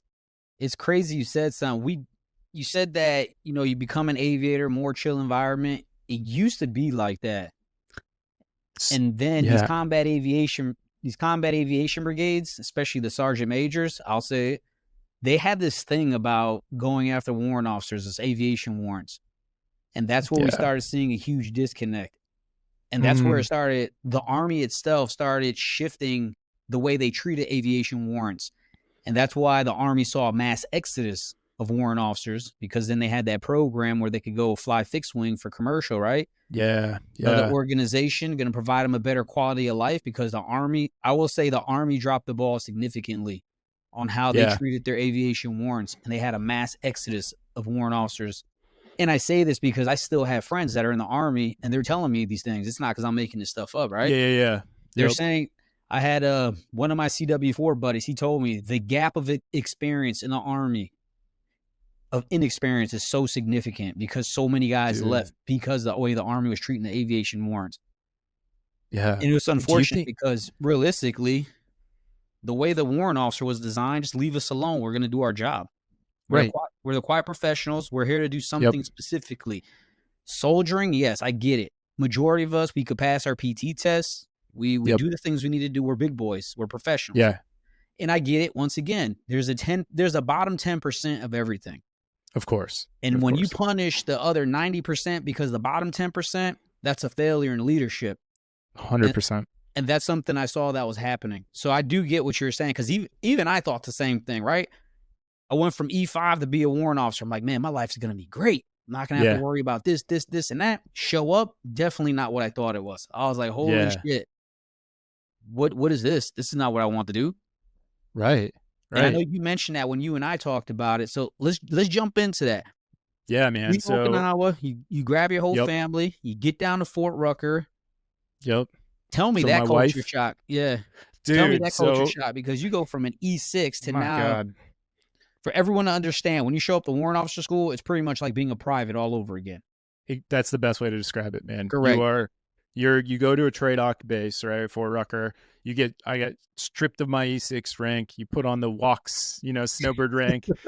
You're literally called a snowbird, which means here I am and the new guy again. And dude, so warrant officer candidate school was the dumbest school I've ever attended in the military, because of, well, one, like, sure, there's a POI, right? Sure, there's instruction and there's things that you're supposed to get out of it, but that's not what they focus on. They focus on the stupid, like, hey, I want your bed corners like this, and I want your, you to color on your uniform in a certain way, whatever it was, all these stupid, like, attention to detail things that, like, first of all, warrant officers, when you're going to warrant officer candidate school, like, you've already been in the Army for a while. Like, most of us were NCOs, so we don't need the private training stuff. So I don't know why that exists in there. And then second of all, and this is going to get, I don't mean this disrespectfully, but as like you said, like, as coming from a special forces team, right? As an E6, I come from this environment where, like, I was pretty competent. I felt pretty competent, by the time I was coming over. And now I'm having a CW3 who's literally a warrant officer cook. Like, that's his MOS, telling me how to do tactical shit. And I'm like, what is going on here, right? Like, how is this? You know what I mean? Like, I don't know, man. So it rubbed me the wrong way. And I ended up being like I forget what it's called, like the cadet commander, like the warrant officer commander in WOX. So I was in charge of all the minions, which actually was cool, man, because I got like my own office, and we got a coffee maker and like a little mini TV, and so there were perks to it. But yeah, dude, I didn't learn anything in warrant officer candidate school. Like, it was a check the block for me. It's crazy because I literally went in 2004. That's 10 years difference in time. Yeah.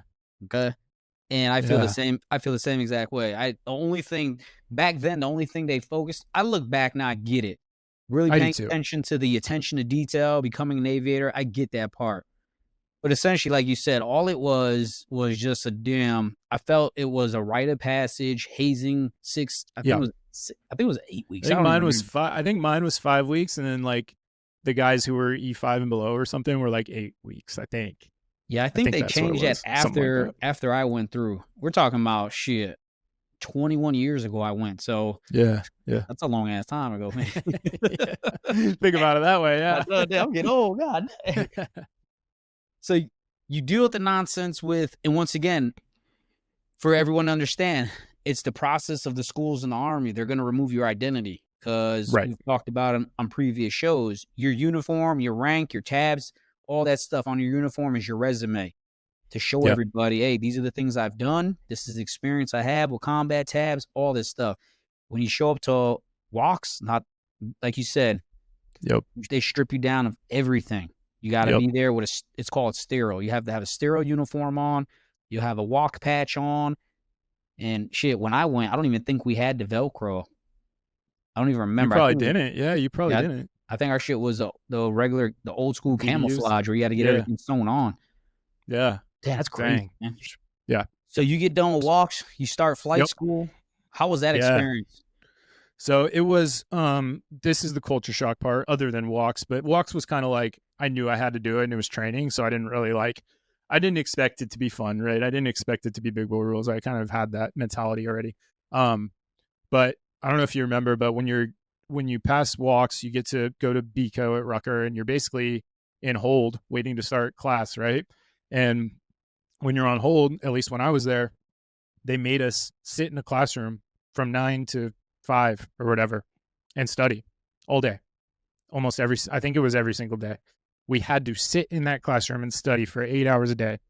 Like, how do you even do that, right? And I'm like, it was so frustrating because one, my wife got stationed at Benning, so she wasn't at Rucker, so she was at Benning. She was with my son, and I was like, dude, like, just let me go freaking hang out with my family, you know, like, don't keep me hostage all day, every single day, just to make sure for studying, even though I would have studied on my own, you know? So that was the big culture shock, was like, that's when I realized, okay, like, there's no big boy rules here. Like, you're catering to the lowest on the totem pole, and that's kind of the new reality. So, fast forward a little bit though. It wasn't like that when I went through.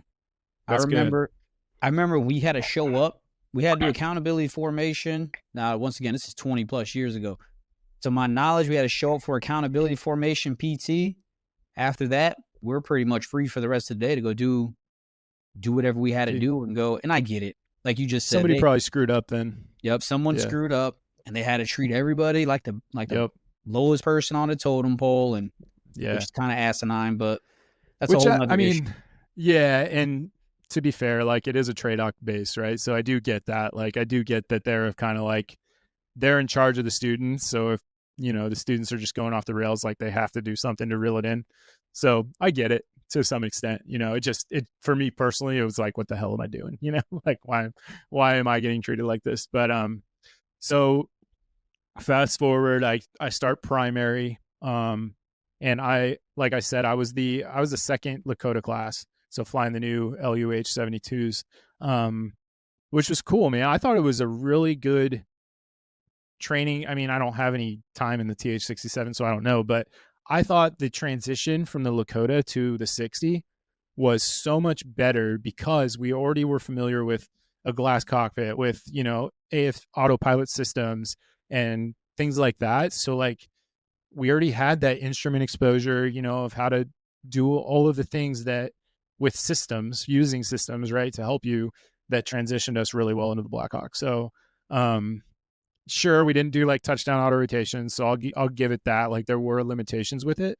but overall, I think it was a better stepping stone to get to the 60 and to the advanced airframes. How long was flight school for you?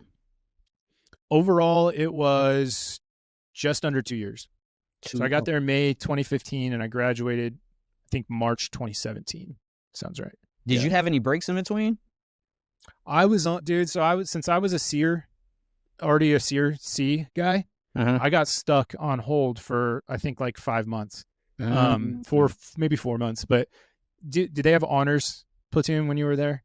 So honors is when you go do like funeral detail. Oh yeah, they did have it. Yeah. Okay.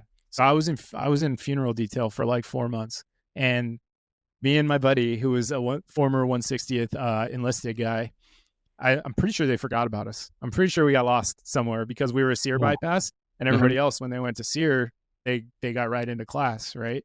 And we just kind of got thrown in this like purgatory over here, and we had to like reach out to back to Vico and be like, hey guys, like, are we gonna start class ever? You know? And then we eventually got classed up. But I honestly think we like slipped through the cracks at some point. Like I could have just rode my career out in honors, retired as a W5 honors. Honor soldier. It's crazy because you said 2 years at flight school. That sounded. Were they still doing flight school 21 when you were there? Yeah, they were. So that was supposed to be like a 12-month program, where I know. Damn, you're there for 2 years. It was all those holdover periods, man. It was just it was so much. They were so backed up. I was on hold between every phase like that, like a month or two, a couple months, whatever. So it was just constant. Yeah. So it just got extended. Did you know, when did you realize that you want to fly Blackhawks? So I knew that when I was going to flight school, because in my SF time, like the 60 was the primary aircraft that I trained with, jumped out of, fast roped out of, did all the things, right? So that was like my vision of being a pilot, was flying a 60, dropping dudes off at the X. Like that was my ultimate vision of being a pilot. So I wanted the 60. The reason I think I was third in our selection. You know how like you get the OML. I think I was third in our class at that time, and there were 2 Chinooks. So the top 2 guys actually took Chinooks. So it worked out anyways. Yeah. But like there was definitely a part of me that was like, should I take Chinooks just because they're rare? You know, like if I'm in that situation. But no, I wanted 60s all the way, man. And I have no regrets at all that I flew the 60 throughout my career. What was your first duty station from flight school? So it was Savannah. I went to Hunter Army Airfield, so I ended up being, actually, let's backtrack. Can we get into the mental health stuff a little bit? Okay. So, so in flight school, so my daughter was born in 2016. So this is like a year into flight school, right?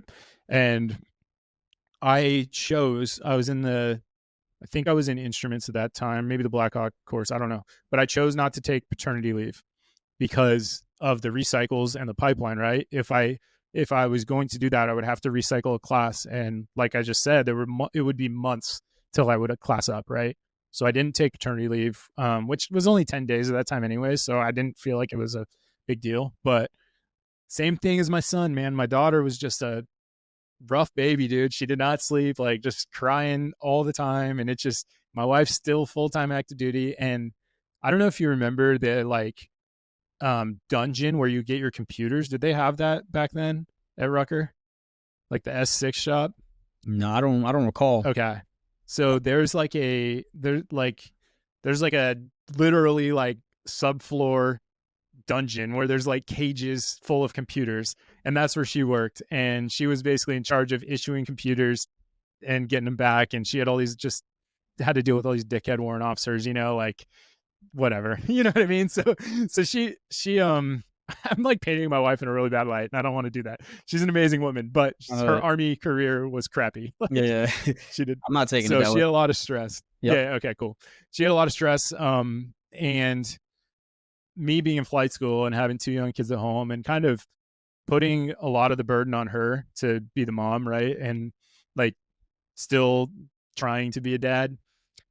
Long story short, it ended up being a lot of chronic stress that came down on me all at once. And I was sitting in the Black Hawk course one day learning about the engine, and all of a sudden I got just punched in the face with a suicidal thought. It was almost like a vision, right? Like I literally saw like what it was trying to tell me. And my problem, and I didn't know this at the time, I didn't know why it happened. I didn't there was no like ramp up or no like slow decline into depression or anything. This was just like, boom, like this is happening.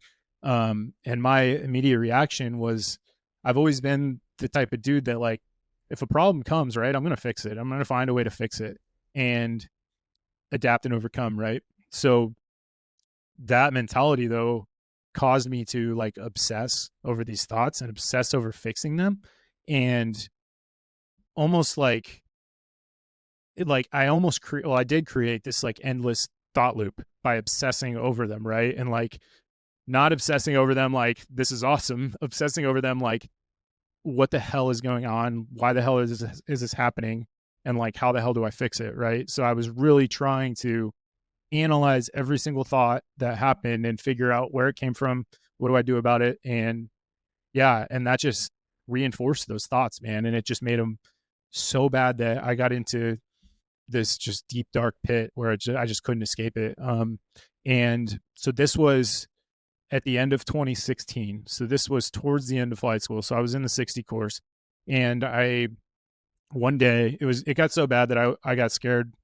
I got scared of going home one day. Like I was like, if I go home, this might be it. I might make that fatal decision just because I didn't feel like I had an escape. I didn't feel like I had a way out. So I drove How past long the was it, chaplain's office.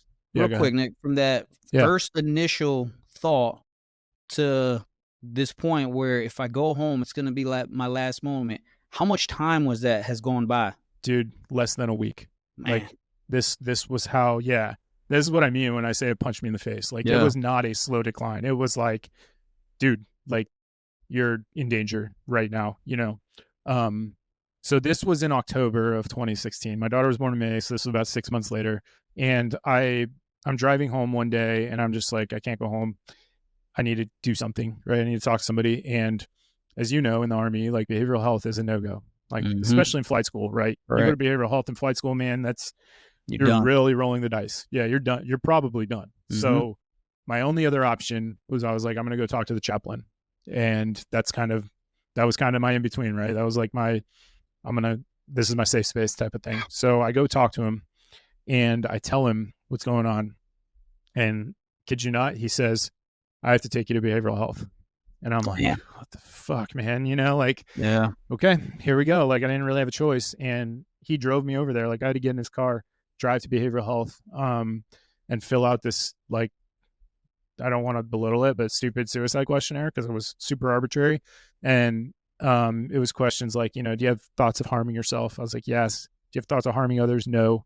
Do you have a plan? No. Like, do you want to do it? No. So most of my answers were no. The only one that was yes was, do you have thoughts of harming yourself?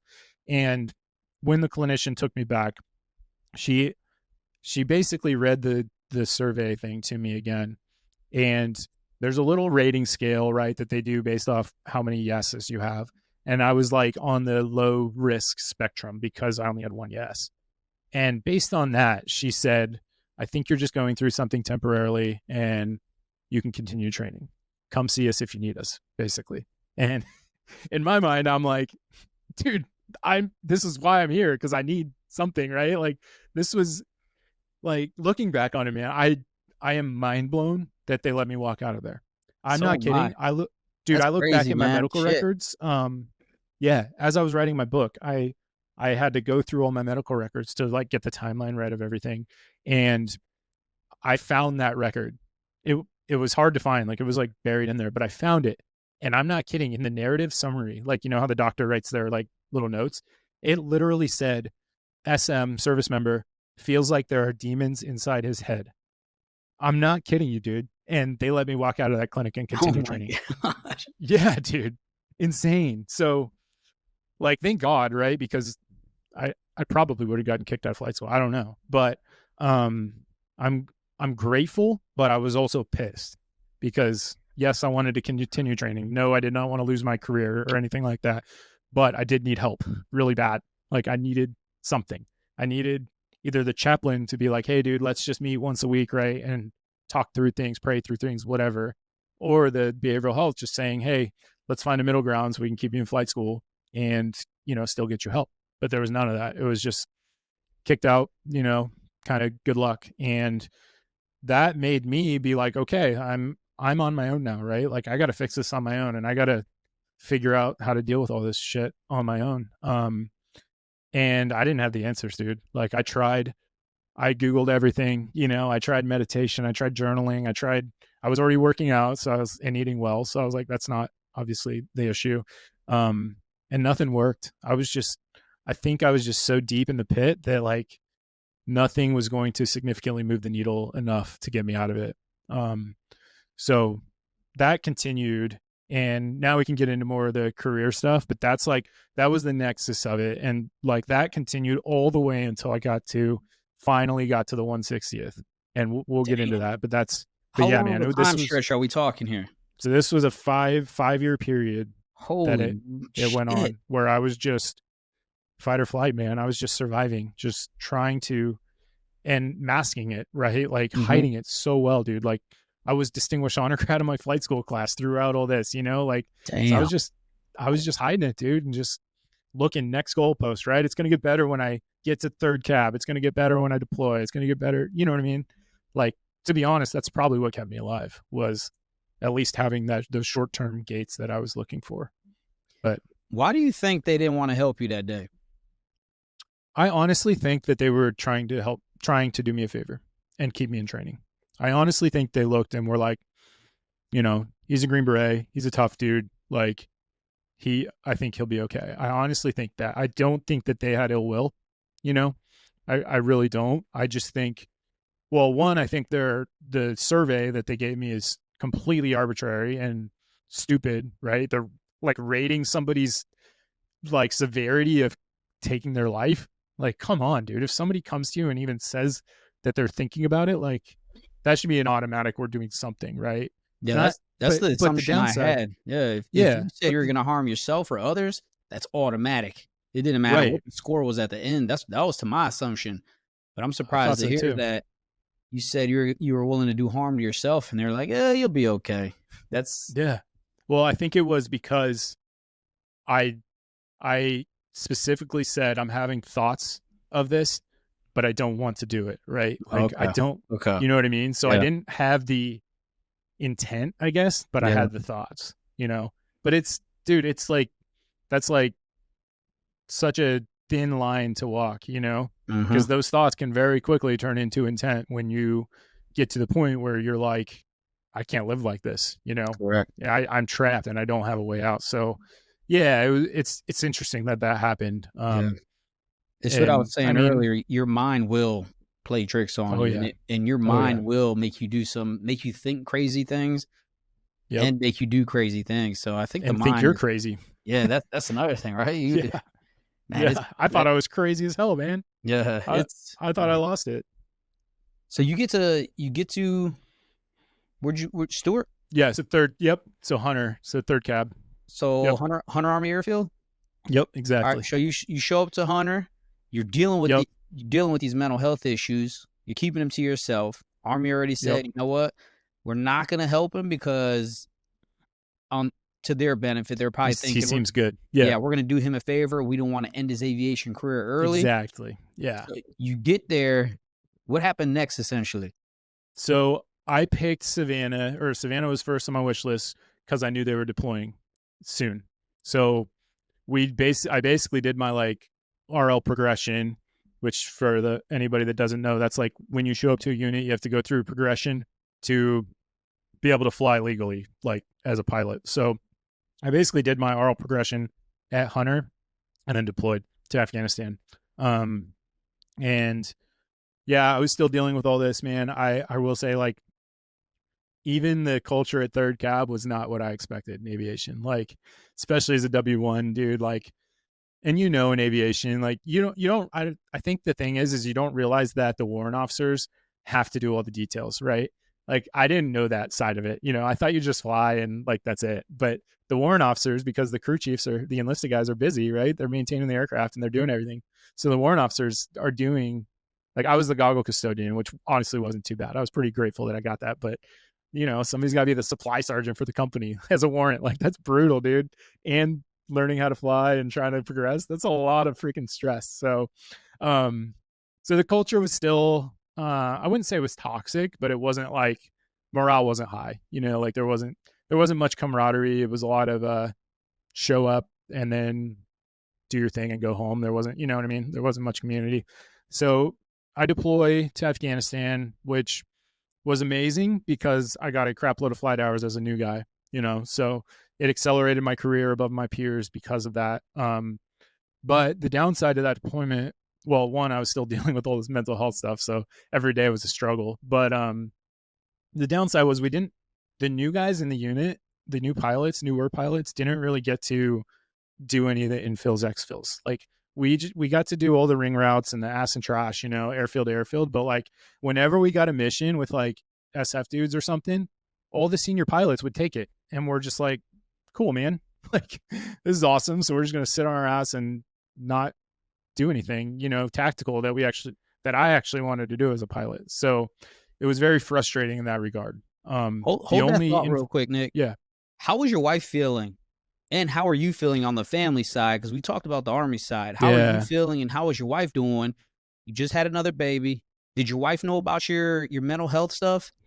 And in turn, now you're picking up your whole family, going to another duty station. You're deploying, and now your wife, once again, thinks she's still on active duty, being a single mom now of 2, while her husband is deployed in Afghanistan dealing with mental health issues. Yeah, thank you for bringing that up. I totally skipped that part. So actually, I need to get the timeline straight, but it was either before or after I talked to the chaplain. I think it was before, because I think this is how my wife found out. There was one night, and it was always like worse when I was laying in bed, right? And I kept my pistol, I kept it in a fingerprint safe next to my bed, just obviously for home security. But when I was laying down in bed, that was always the recurring thought, right? Or vision, whatever you want to call it, is I can just grab it and end it, right? So one night, it was getting really bad. It was getting to the point where it was like I keep saying, like, I don't see another way out of this, right? Except for doing it. And I told her, I said, hey babe, I need you to go in the safe and take my gun apart and hide all the components from me. Like, I don't think I'm going to do something, but I'm scared that if it's there, that might happen. Right. And I don't want this thought to continue happening. So that's how she found out, man. And it was interesting though, because I think we were kind of both in this like zombie mode of just kind of surviving and going through the motions of life, right? Like, so she was dealing with her own stuff too, but she didn't want to burden me with it. I didn't want to burden her with it. And neither of us had the capacity to like really take care of the other in a way, or really like we were both just dealing with our own stuff, and so we didn't really talk about it after that. Like, yes, it was a shock, and yes, it was like, oh shit, like I didn't realize you're dealing with this, but we didn't talk about it after that. I didn't bring it up after that. So I do think it was one of those things that she thought it was just like, okay, I think he's okay now. I think he had a moment, whatever, he went through something that day or that week, but now I think he's okay. So I kept it to myself even after that. And then she got out of the Army right before right before I graduated flight school. So she was done. So when we went to Hunter, she was out, free and clear. So that was good, right? Like that was a huge weight off her shoulders for sure. So the deployment was better on her because of that. But I mean, she still had a 3-year-old and 1-year-old at home, so she still had her hands full, But no, it's a really good question, and this is part of my purpose of writing this book, and the reason that like these stigmas are so powerful is like throughout this time that I was dealing with this mental health stuff, dude, I was not present. Like we talked about at the beginning of the call, like I was a shell of who I could be and should be as a dad, husband, whatever, like I was really good at work. Like I would show up to work and I would perform, and I was excelling in everything that I did in the Army. But when it came home, man, I was finding the bottle, and drinking half a bottle of bourbon and numbing my thoughts away so I could sleep, and then waking up, going to work, performing well, and coming home and doing the same thing. So it was, so that's the reason that I'm so passionate about like people don't let yourself struggle for longer than you need to, speak up about it, because it's not worth like living life that way for an extended period of time. So not to get all preachy, but yeah, I was not a good dad. I was not a good husband. Like I wasn't like, toxic or like aggressive or anything like that, but I was not present, and I was not intentional with anything I was doing. It was more just like, let's just get through this day every single day. Yeah. Yeah. And that's one of the reasons why I created the show, because guys like you, me, and a lot of the other guests, we could share our experiences to let people know, like, these are the signs. These are the things that you need to do to get the help. Because, not preach, but I say it all the time. When anybody, a man or a woman, when they're dealing with their own issues and they're down very bad, it's hard for them to help other people, even the people they love, right? it's not that you're doing it intentionally. It's just you have so many thoughts that are overwhelming your mind that you don't even know which way is up, which way is down. Yeah, exactly, The man. greatest thing about all this is you have a wife that's stuck by your side Yeah. and fought with you, man. There's so many stories Yeah. where, life starts to life. Oh, And the yeah. first thing people do, they get divorces and they leave each other. Yeah. Right? They Instead of push the easy button, right? Yeah. correct, hit that easy button and they're out. And it's unfortunate, man. It is very unfortunate, but it's a blessing that your wife, she got out the Yeah. army, she's stuck by your side, and you guys are still together today Yep. and keep it I'm moving super forward. grateful. No, Yeah. that's such a good point, man. And it's such a testament to like her, and just core values of a person, like she is just, dude, she is one of those people that like she can just grunt it out, whether it's good or bad, like she can do it. And Yeah. she's amazing at it. So You got that I have to give fighter her on your tons of hands, yeah? props. Yeah. Yeah, man. I have to give her tons of props for that because Yeah. it was not easy, dude. We had a lot of bumpy roads during that time period. Yeah. Yeah. So yeah, So mad props. let's get back to Afghanistan. Yep. We're talking about, and I want you to understand that I'm very familiar with you talking about 2008. Right. We're talking, what year did you deploy? So this was 2017, 17 to 18. 2017, 18. We're Yep. talking 9-10 years later. Yeah. 2008, same thing happened. Younger guys, I was about a upper. This is gonna sound weird, but I was an upper lower guy. Does that make sense? What type of, do you remember what hour level that was? I I'm was just probably curious how it changed. around. I was about 500 hours at the time. Okay, yeah. So that would have been like our same. That would have been like our like new IP, right? Yeah, Would so be I like was the at 500 about hour-ish. yeah, I was about 500 hours first deployment, but still same thing. All the senior guys. We're talking about senior guys in battalion that don't even fly all day. No, same. They would Yep. take all the missions, all the sexy stuff, do all the Yep. sexy QRFs, pull in. I mean, the morale was very, very low in the company. And Same. I would say in the battalion area because it was just a consistent thing. Yeah. And I remember all the Same. younger guys and like the mid-level guys always sitting around asking each other, how are we supposed to get better when we're not even getting tried and pushed here, right? Yeah, exactly. And to me, it just created it created a very, that's how I became a SEER instructor, just so you know. Okay. I got so tired of the aviation nonsense with that Yep. deployment, with watching these senior warrant offs. And and I know people would come after me if they want, but this is what they would always say. Well, we don't want nothing to happen to you because you got no experience. But how are you supposed to You're get never going to get it. right? Yeah. How do you get the Yeah. experience if you never get put in a game? Yeah. So I agree. I somewhat get where they're coming from, but to me and to a lot of other people, we saw it differently. We don't think that their intent was genuine. We felt that these guys are doing the sexier missions so they could get the awards, the accolades, 100%. and the praise. 100%. Yep. And it was never from a genuine place. And people could see when you're not genuine, right? Yeah. So that was the kind of atmosphere, and I get it. It was very frustrating for me. And that's how I became a SEER instructor. I get it, man. Yeah. I said, man, I need a break. I need a break from this aviation life because I was a walking guy before. I was a enlisted guy before I became a warrant. And it was just, I could relate to your story and a lot of other warrant officer stories. It just wasn't what we thought it was going to be. Yeah. And yeah, I needed to take that break. And that's what essentially kept me going a little bit longer when I went to do the SEER thing. Nice. So how did you guys deal with that in 2000, 18, 19? How did you guys deal with 17, that? 18. 17, 18. Yep. So yeah, dude, that's a good question. And it was a lot of that. It was a lot of the junior pilots just bitching, right? And being like, what the hell? Like, when are we ever going to get an opportunity? Because the frustrating thing is like, even when I made pilot in command on that deployment. So like, I made it pretty quickly. I was like a year into my time at the unit and I was already a PC, but that's because they raised the requirements. So you had to have 500 hours to become a PC since we were deployed. But even once I made PC, I still didn't get to go on any of those infills, exfills, right? I got to do a couple like daytime ones, which were, you know what I mean? Like it was not the same, totally different. So yeah, it was a lot of morale was horrible. There was a lot of toxicity, a lot of complaining, a lot of why the hell are we here? Because even in the combat, like even in like the operational spectrum, right? Like there were there were valleys that had been cleared like 2 years prior that now we're going and dropping off ground force to clear them again 2 years later.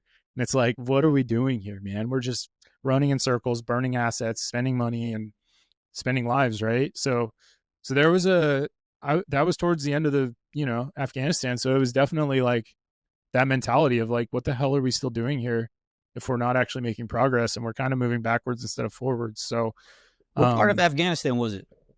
east. So we were J-Bad and Shank and Dalkey and all that. Okay. Yeah. So we did, our company split between J-Bad and Dalkey. So like we would rotate basically every, whatever it was, every 2 months or something. I don't remember, but yeah. And is Delkey, is that what you said? Shank, Dalkey. It's Dalkey. It used to be called Shank. Shank. It's Okay. like, Okay. Yep. yeah. It used to be called Shank, but then they shut down that side of it and it became Camp Dalkey, which was awesome. Like the base was awesome, right? Like it was a SF run base, so the gym was badass. Like facilities, chow hall was awesome. We definitely got mortared a lot there. It was like it wasn't every day, but it was probably like 3-4 times a week. Yeah. C-rams going Shank off. was known for that type of activity. So yeah. What was your most memorable moment during that deployment? Okay, so after I made pilot in command, so this is towards the tail end, probably month 7-ish. It's not really a good memory, but I was flying with and my stick buddy, the dude that was flying with me, was kind of raised up with me, so he was like next in line to make pilot in command. So we were pretty senior junior cockpit, if you will, like the senior of the junior guys. But we were going in to land at Dalkey. We were probably like 3 miles out or something like that, like on final. And we got a compressor stall and lost our right engine. And this was my first real world emergency as a pilot in command. And I just see the engine temp TGT going like crazy. And dude, like props to my co-pilot. He was on the controls, but he's the one that called it out. He's like, we got a compressor stall. Like right away, dude, he identified exactly what it was. Because like in my mind, I'm like, okay, we got an engine failure, like what's going on? But he called it out right away. And I actually took the controls. I don't know. I think it wasn't because he wasn't competent, right? It was because I was a new PC and this is my aircraft. So I'm like, all right, I'm taking the controls. We did a roll on landing and everything was fine. But like, yeah, dude, that scared the shit out of me. Like that made it real, like, because, you do emergency procedures to death, right? Like we train them to death in aviation. And I kind of had this mentality of like, nothing's really going to happen, like, you know what I mean? Like it's like 1 in a million when these things happen. And then, it happened. Like apparently our engine like got foughted out when we, like before we even took off or something. And then somehow in flight, it lodged and got in the intake. But yeah, we had a full blown engine failure and had to do a roll on in Afghanistan. So it's kind of a cool story, but it scared the shit out of me for sure. What was your biggest takeaway from that deployment? Dude, this wouldn't have been it at the time, but now looking back, man, is the human mind is so damn resilient. Because not to make this all about like mental health, man, but I was suicidal every single day of even on deployment. 100%, man. When we would fly doors off, every single time I was terrified because I was having thoughts and visions of myself jumping out of the helicopter and ending it. So yeah, dude, it was like the human mind though is so damn powerful and resilient. Like, yeah, I don't even know how I made it through that, that long of a period of being like legitimately suicidal, not just depressed, like legitimately scared that I was going to take my life. And it's a weird thing because I never wanted to do it. The entire time I had these thoughts and depression and everything, it was never something that I was like, like, yeah, this is what I want to happen, right? It was always just intrusive and felt out of my control. So yeah, that's the biggest takeaway. I know that's not a normal takeaway from a deployment, but that was it for me, man. It was just, yeah, freaking resiliency, dude. Like, I don't know how I made it, but I did. I'm glad you did, man. No, me too. So grateful. You get back from this deployment, go back to Hunter Army Airfield. Is this when the whole 160th thing started, or What Yeah. happened when you got So, back? yep. So during actually another memorable story real quick from that deployment, was my PC check ride. So my SP, my standardization pilot was phenomenal, man. Like just incredible human being, like super, he was just really caring and like a good dude, right? Like he really poured into the young guys, um, other than not letting us go on missions, but you know what I mean? But that wasn't on him really.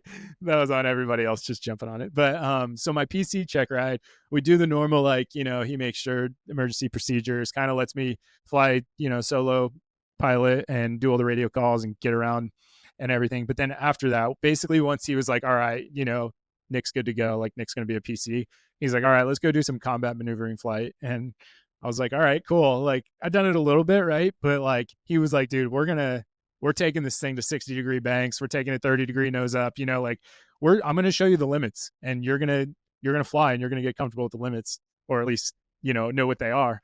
And so dude, we just gripped it and ripped it for like an hour. And that was the most badass like memory of that. Yeah, that was the most badass memory of that deployment, was just flying over the desert, just freaking just going hard, dude, and seeing the capability of the Blackhawk. Like, bro, I was even mind blown. Even after flying it, you know, 500 hours, I was like, this thing's a beast, dude. And yeah, it was super fun.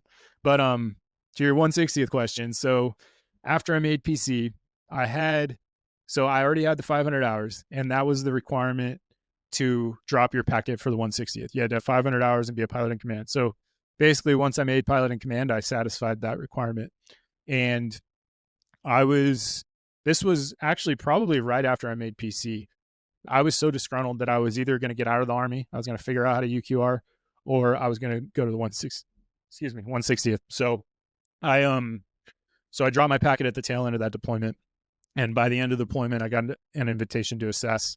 So we got back in June 2018, and my assessment date was August 2018. So it was only like 2 months after, which was a blessing because as you know, you go on a 9-month deployment, you just go to the gym and get in great shape. And yeah, I also had a lot of like repetition in the aircraft of consistency, right? I was in it every day for 8 hours, you know, whatever, 6 to 8 hours. And like, so I felt really good about when I was going, and felt very confident in just coming off a combat deployment, you know, and doing all that. So yeah, I went to assessment in August of 2018. But How'd your wife feel about that?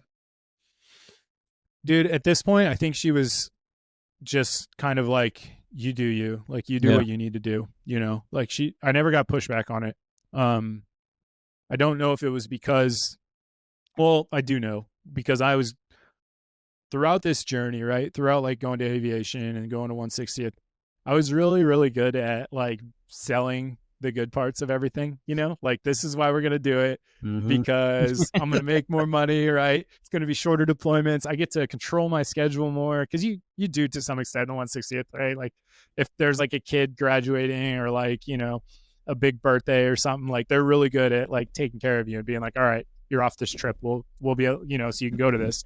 So it was a lot of that. It was a lot of like the used car salesman tactics of trying to paint the picture as being rosier than, you know. Well, And to be fair, it was your pretty wife rosy. was with you from the Yeah, from the moment you graduated the Q course. Special Yep. Forces to this day, and she's just sitting there like, here we go again. Yep, exactly, dude. Like, what's next, right? Yeah. She's still like that to today, dude. Now I'm writing a book and doing all this crazy stuff. So That woman yeah. loves you, man. Nick, you Nah, better, I know. you better never doubt that.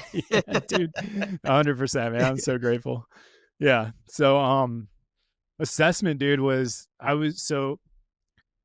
this suicidal ideation and depression in Afghanistan morphed into I keep backtracking, I'm sorry, I keep missing parts. It morphed into these dizzy spells at some point. So I started having these physical like dizzy sensations, and also like it felt like the world was kind of off kilter. Like, you know how like a NASCAR track has the super steep turns, like super wide big bank angles? It felt like there were times where it felt like when I was walking straight, I was walking on that bank angle, and I just had to like awkwardly like pretend like everything was good. So it started manifesting in these like dizzy spells and these physical sensations. And I didn't really like relate that to mental health. So I didn't tie the two together, right? I didn't think this is anxiety or whatever, right? Because I'd never experienced that before, so I had no idea what that even looked like. Um, so, but I will say, like, as that happened, the suicidal ideations weren't as like consuming. Like they kind of subsided a little bit, and it became a little more like tolerable. Um, still not perfect, still not great, but more tolerable, a little less like fight or flight survival mode, like, you know what I mean? So I go to assessment and I'm dealing with these dizzy spells and everything, trying to just hide everything and grunt it out. Luckily I did. Luckily I was able to hide it. I was able to mask it. I was able to successfully get picked up. Assessment is just, it's one of those courses where it's designed for you to feel like you're failing the entire time.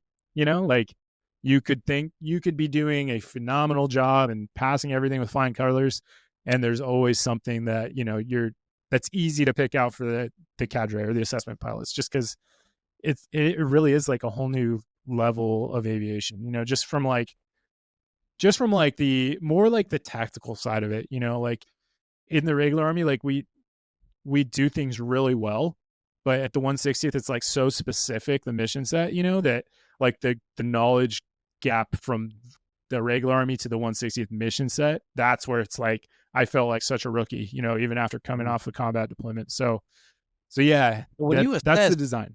Yeah, when you assess, how long have you been in the Army by this time? good question. So this was 2019, so not or 18, so 8 years. 8 Yeah, years so in I've the been in the Army Army. 8 years. You're a Yeah. W-2 by now, right?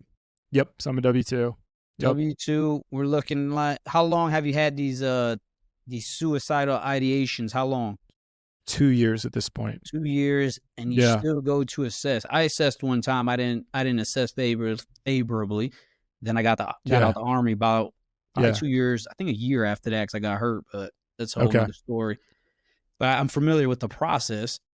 Yeah. So what's mind-blowing to me is that you're dealing with these things and you're still I know, dude. pushing I yourself know. to the next level and still I being know. home and still, like, you holding your shit together, because hiding stuff like that from those psychiatrists during the assessment process, Oh my God. I got a story about that. like, Yeah. these guys are digging into everything that you could possibly.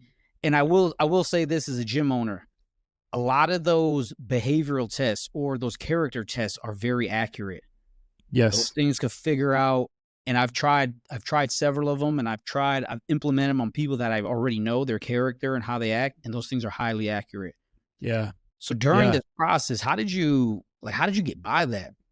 Dude, that's such a good question. So yeah, you have to talk to the psych, I think for it's like a couple hours during it.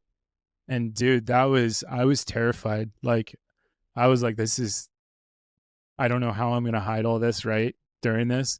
Um Somehow I did. Like I don't know if it was me having prior experience in SF of meeting with psychs, right?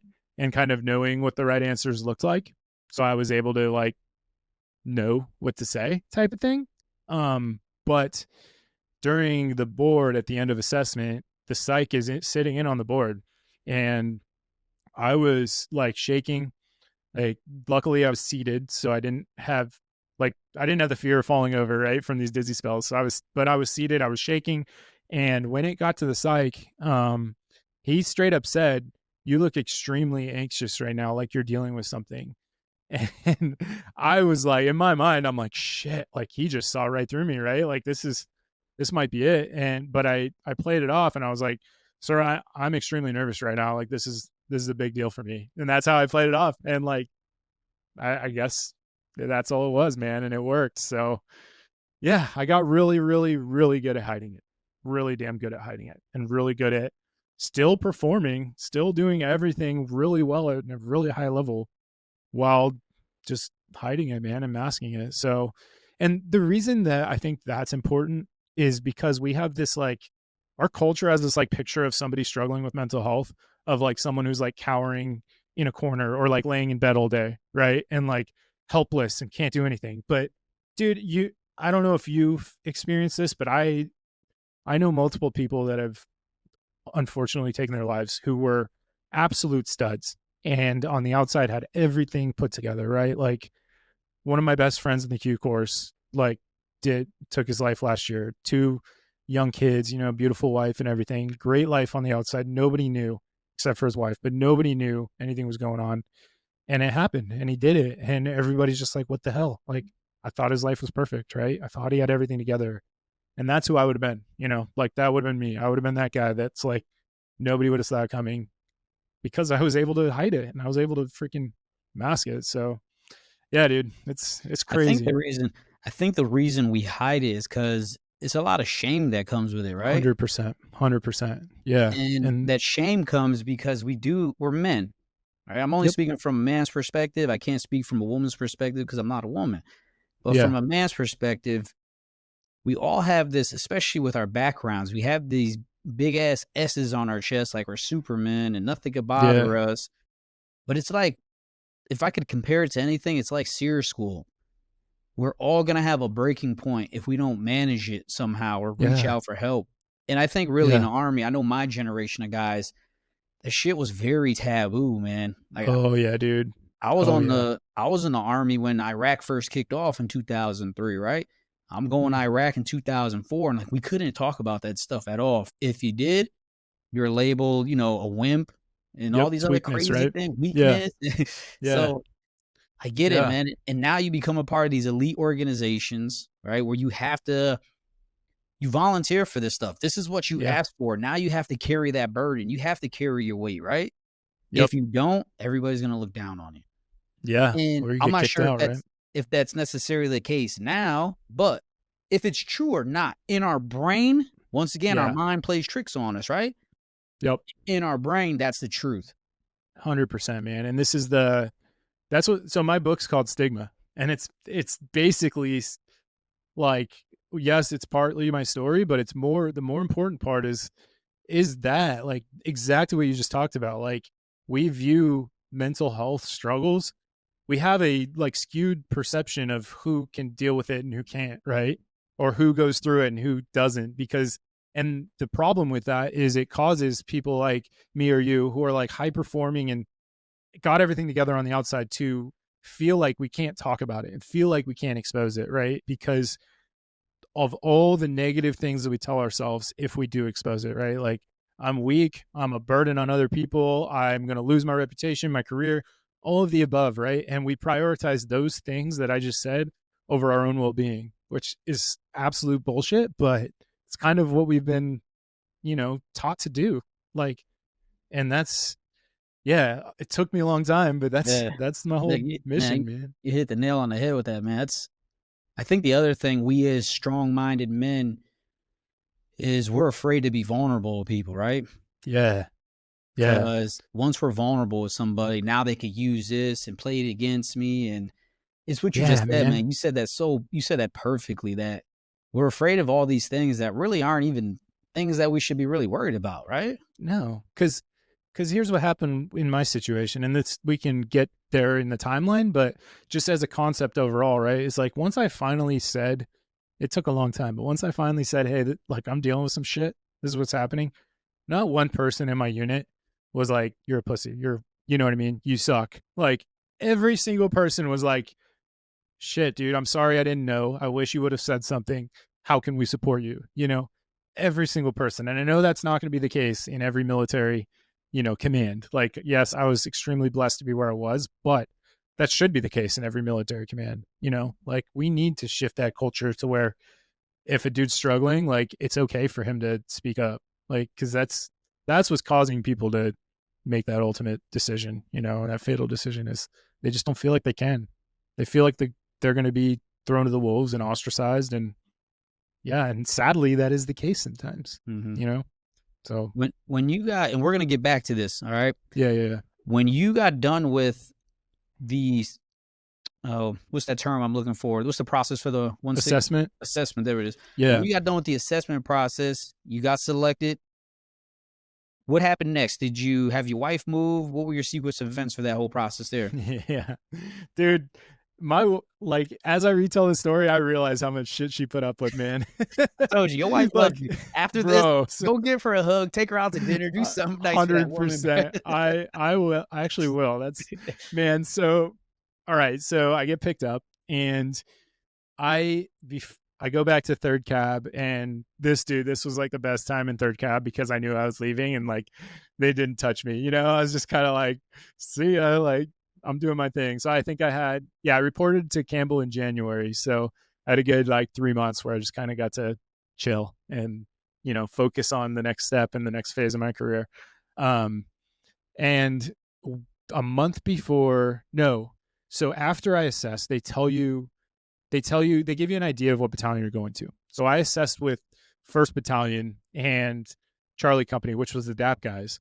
So and they basically told me at the end of assessment that, like, my assessment pilot said, hey man, I know your wish list, because my wish list was to go back to 3rd Battalion because I was already there. I knew one of the flight leads there, and he was kind of the guy that recruited me, and he was a good mentor of mine. So I wanted to go to 3rd Battalion. But after my assessment, the DAP pilot that assessed me said, hey man, like, we would really love to have you come to Charlie Company in 1st Battalion if you want to. So basically say the word if you want to come here, and you can come be a DAP pilot. And that was hard to pass up. So I was like, all right, like, this is an awesome opportunity. I can go be a DAP pilot. So I reached out to them, and I was like, I would love to come do it, come be a DAP pilot. Like, thank you. And everything was in motion. There's something called like the slate. They do like a slating board where basically they get together and like dictate where everybody's going. And I was slated for 1st Battalion. So I was slated to go to Campbell. So my wife and I built a house as we're leaving 3rd Cab. So we built a house at Campbell. And then a month before I'm PCSing, I get an email from Regiment saying, hey, Mr. O'Kelly, like, we need you.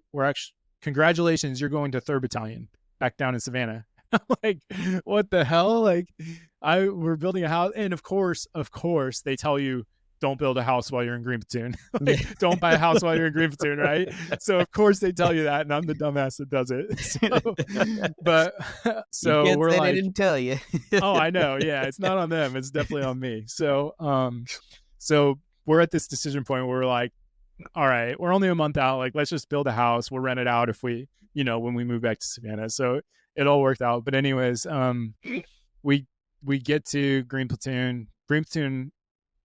I will say this was the time when my depression was much better. So like, now it was just these dizzy spells. It was just these, which I'll just call it what it is. It's anxiety, but I didn't know that at the time, right? I just thought it was this weird thing that was happening to me. So now it was just anxiety. The depression was pretty much subsided, like still there, but not like I said, not like overwhelming or over consuming. So life was a little better in that regard. Like, I was able to live a little better. And throughout Green Platoon, so Green Platoon was 9 months. And do you want me to go through the process?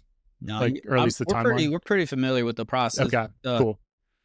There's been several 160 guys already. Okay, cool. Well, I do want to ask, you go through Green Platoon because you do pretty much, you got to go through the process of going through that. How are you feeling once again, starting all over and dealing with that whole process of going through, and now you're going to another elite unit, and you're pretty much going to be at the bottom all over again. How is that playing a part in your mental health and just how you were feeling overall? Yeah, good question. I will say it was different at the 160th. You don't get, especially in training, in the training pipeline, because there's not like, you're not really dealing with like older green suiters or like pilots, senior pilots. It's more contractors and civilians who were like legends in the 160th, that are training you. Honestly, like, these dudes are, absolute legends, but they're training you, and they're so like professional, and they're not, yes, they're of the mindset of like, you're a new guy, and like, but it's more like, you're a new guy, so you're going to have to bust your ass, not like you're a new guy, so you're a piece of shit, if that makes sense. So the mentality was different. The mentality was a lot more professional. Yes, you feel like a new guy, but through training, you don't really, because everybody's kind of in the same boat. So I didn't get that. It didn't negatively affect my mental health in that regard. Like, I actually felt better, I will say, than what I did ever at 3rd Cab, because I knew I was doing something that was furthering my career, and progressing, getting myself to a better place. So it was actually a net positive to my mental health. Then once graduated Green Platoon August 2019, and then went to 3rd Battalion. And this is the difference between 160th and any other unit. I park in the parking lot by the hangar, and I get out of my car and I start walking towards the hangar in 160th. This is my first day. I don't know anybody. And I see a guy like walking towards me, no headgear, unblast boots. And I'm like, okay, like I'm kind of home, like I feel good here. But he's walking towards me. And as we get closer, I notice like I see he's a W4, CW4, and I'm still a W2. But once we get close enough that he can like read my name tape and see who I am, I'm not kidding. Like he ear to ear smile and goes, "Nick O'Kelly, dude, we've been waiting for you to get here. We're so excited to have you." And like in my mind, I'm just like, where the hell am I? Like, you know what I mean? Like, I'm like, this is not real life right now. Like a W4 who I've never met, who's clearly been in the unit for a long time is greeting me like that. So it was a very like warm welcome. You get your shit in the 160th, you get your shit beat in when you're like briefing and planning and like the real stuff, right? Yeah. So it's not like it's like super professional, but like you still know your place type of thing. But yeah, man, that was my first experience with the unit. It was just meeting this, super stud W4 with ear to ear smile and super welcoming. So yeah, that started to help a lot. I wanted to ask you, what was your biggest takeaway from the assessment process and the Green Platoon process? Your biggest takeaway and your most memorable moment throughout that whole process? Most memorable moment has to be the assessment board at the end. Like, so at the end of my board, they basically, it's like an hour-long board where we're in ACUs or ASUs, like the formal uniform. And they sent me to like a little formal or a little holding area, basically like this little hallway. And I'm sitting in a chair while they convene, and talk about whether you pass or fail, whatever, or how they're going to mess with you, whatever they're talking about. And I get called back in there. It felt like forever. It was probably like 5 minutes. I get called back in there and I walk in the room full of this board, and the board's like a horseshoe shape around you. So you walk in and I see a handwritten sign, like piece of paper, literally just like a ruler piece of paper, handwritten in pen saying no go in big letters, just no go in pen. And that was the first thing I saw when I walked in. So I'm just like, shh, like I didn't make it, like that's it. And I report to the president of the board, and he says, "Mr. O'Kelly, like we're really grateful that you came, you put your best foot forward. We're going to have you go back to your unit and come back for Green Platoon in January." And like, I'm like, what the fuck? Like, you know what I mean? So I had this like roller coaster of like, wait a second. He just said I'm coming back for Green Platoon. So does that mean I passed even though it says no go right in front of me? And then like everybody starts clapping and laughing. And I'm just like, you mother effers. But that is definitely the most memorable, man, because that roller coaster from like extreme low of like, shit, I didn't make it, to like, holy shit, I made it. That was, yeah, I'll never forget that moment for sure. And then what was the other question? Sorry. Your biggest takeaway. Biggest takeaway. Okay. Biggest takeaway was I think the level of professionalism was my biggest takeaway, because I always heard that the 160th is like, the most professional unit and like they do everything so well. I always heard that, even from like ground force guys and, dudes that I used to work with and stuff, but I had never really worked with them or been exposed to them. And throughout the entire Green Platoon and pipeline, dude, that's all I felt. All I felt was professionalism. Like, even if you screw up, man, there's nobody freaking screaming at you. There's nobody yelling at you, telling you you're a piece of shit. There's somebody saying, hey, dude, this is how we do it. This is what we can do next time. And these are the steps you need to take to get there. Right. So it was very much like big boy rules and big boy training, So that was definitely my biggest takeaway, the level of professionalisation. And that's something you've been looking for ever since you left Special Forces, right? Exactly, man. So I felt like I had found my people. Yeah. I felt like I found my people. Yeah, exactly. And especially when I got to battalion, right? And that's how I was greeted. And like the cool thing, one of the other differences that was kind of unexpected for me was when I was in regular Army aviation and even at Rucker, like people didn't, and this is not to like say people should respect me or anything, but like people didn't respect the long tab that was on my shoulder. You know, Um, they didn't respect the special forces tab. I think because I don't know, this is just an assumption. I think it's because they don't really work with SF guys as much, right? And they don't really know what it is or what a Green Beret does or is. But in the 160th, they do, right? Because we yeah. work with the SF guys. So I think that was a big difference too in how I got treated. You know, like they were like, oh shit, like, you know, okay, he's done some stuff before. He's not just, you know what I Mhm. mean? So I do think that made a big difference. Yeah, I think I'm just going to speak about my experience being a prior enlisted before I became a warrant officer. Yeah. I don't know. There was just something about Green Berets every time I came because first duty station. Are there Green Berets in Lewis? I can't remember. Yeah. Yeah. First group There is. main is there. Yep. Yeah, first group. So I remember seeing first group there, the Rangers there. I know 160th was Yeah. there. Oh, yeah. That's a big soft base. Yeah, so you have all these special operation guys, and they're just like they're I don't know. The stigma is they're like superhuman. You just see them, but you see Yeah. them, but they never talk. They never interact with people. They just do what they do, right? So you Yeah. just hear about them all the time through the rumorville and gossip and just how badass they are. And then Yeah. I really didn't get experience to them until I started doing med chase, and then I did medevac, Oh, yeah. and then we really started working with these guys and just their level of Yeah. professionalism. And man, these dudes were the level of commitment. I will say this: I never seen a bunch of guys committed to each other like I have with the special forces dudes, these Green Beret dudes. I'm talking Yeah. about the level of commitment and sacrifice to each other was something that it was just an honor to watch and see, man. And Yeah, I man. think that's where it comes from, right? And I think if you're not exposed to that, you just don't know what you don't know, and you don't have an Yeah. appreciation for it, right? Right. No, I think that's a really good point and perspective. Yeah. How Because, long? How long were you yeah, in the go ahead. 160th for? So it ended up being, I retired in May of 23. So from Green Platoon, like not counting Green Platoon, it was like 3 years. Counting Green Platoon would be like a little over 4. Did Yeah. you So become what is it, FMQ? no, so I was progressing. I deployed.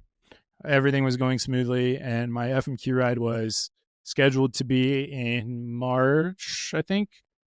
No, March of 2021. Um, but at the end of 2020, I started having some extreme like knee pain where I couldn't run. I literally couldn't run more than half a mile without having like an excruciating pain in my right knee. So I got it MRI'd, I got it checked out, and they found that I had a hole in my knee where it was basically grinding bone on bone. And it was just from this, I think part of it's genetics, but then it was also just from so much wear and tear, right? Of rucking, jumping out of planes, all that stuff. So I needed surgery. I needed knee surgery. And I was at a very critical decision point, and I talked to a lot of the senior pilots, and I basically asked them like, "Hey guys, this is what's going on. Like, I need surgery, but I want to become an FMQ first, right? Like, but the downside was if I took my FMQ ride and got surgery right after, then I'm a brand new FMQ who goes down for surgery and is on a downslip for 9 months, right? Like, that's probably not the best idea. So they advised me like, hey, just get it done now, and then we'll pick back up, right? And that way we can give you like a workup till your FMQ ride, and you'll feel better about being a good new FMQ, right? You're not jumping in. Does that make sense? Like, you're not taking a big break right after you make FMQ. So that was the guidance I got. So I got knee surgery in January of 2021, and then what that led to was first of all, that it didn't progress like it should have. It should have been a 9-month recovery. We were at the year mark, and it was still painful to run more than like a mile. So I still wasn't fully recovered. It wasn't going as well as planned, and I was still having these extreme dizzy spells. So at the end of 2021, my wife was like, "You need to go talk to somebody," because she knew about the dizzy spells. I hid them to everybody else, but I told her about the dizzy spells. And it was getting to the point where like we couldn't go to like a pumpkin patch without me just being miserable. Like, you know what I mean? Just like it was everything that we did. Like, I was forcing myself to still do things because I didn't want to, I didn't want my kids to like not be kids and not go to pumpkin patches and sporting events and things like that. But every time I did, it was just miserable, and I wasn't able to like enjoy it, at all. So she got to the point where she was like, "You need to go talk to somebody. Like, you're on a downslip. Just go talk to the flight doc and see. So I did. I went to the flight doc and I told him, I didn't tell him any of the mental health stuff, right? I was like, I'm having these dizzy spells, these physical dizzy spells. I don't know why. I can't explain why. This is what's happening, right? And so they do, based on what I told them, because I did not tell them it was mental health. I didn't tell them I think it's mental health because I didn't want it to be, So they take me, give me to ENT, check out my ears, all of that stuff, anything that could do with balance. And basically, man, I did head to toe like scans, like CT scans of my head, nerve tests, stress tests on my heart, like essentially trying to rule everything under the sun out that could potentially cause a dizzy spell. And eventually it led to we got a sleep study done because I was like, guys, like, I don't know if the dizzy spells are related, but I am exhausted every single day. And it's, looking back, it's because I was dealing with all this shit, right? Like my body's just working overdrive. But yeah, so I get a sleep study done at a civilian doctor in Savannah. So it was like a lung specialist or whatever. And the results come back a couple weeks later, and the sleep doctor says that I have narcolepsy.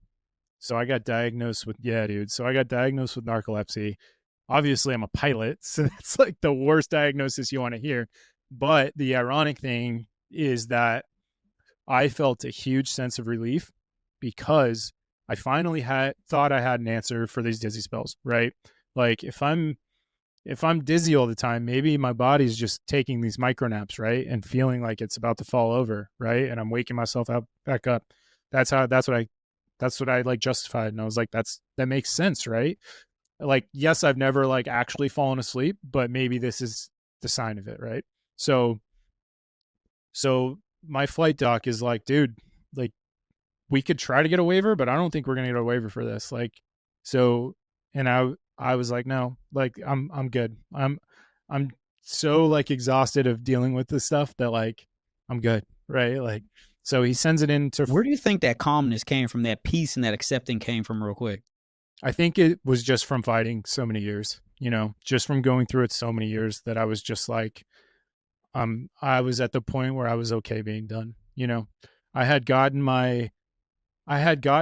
everything I wanted out of my Army career, because I did get a 4-month deployment with the 160th where I got to go to the X. I got to do all the cool shit that I finally wanted to do.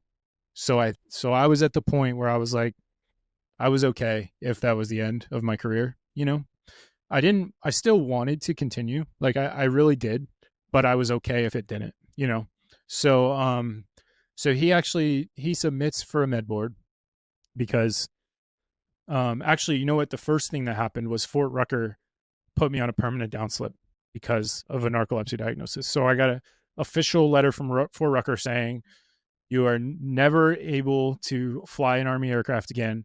Your flight pay. So my flight doc puts in the medical retirement board, right? Puts in the MEB for me. The MEB gets denied because they did not accept the civilian diagnosis of narcolepsy. It had to be done by an Army facility because the Army makes you wear this watch for 2 weeks prior to a sleep study called an actigraphy that tracks your sleep. And the civilian doctors, sleep doctors in general don't use it. And he told me that. He's like, we don't use that. Like no civilian doctor in Savannah even has access to those watches. So it wasn't even possible for me to like do that, right? So I get my MEB denied and I'm permanently grounded from flying. And that's what pissed me off was I'm like, I can't even do my job. And now you're telling me I can't get out of the Army either, right? So like I was in purgatory, like legit in purgatory. And I told my command, told them what's going on. I had to go to a follow-up sleep study at Fort Gordon. So I had to drive there, do the sleep study there. And after I did that, and you know how the Army works, man, this is not a quick process. Like this is like 3 months just to get the sleep study scheduled.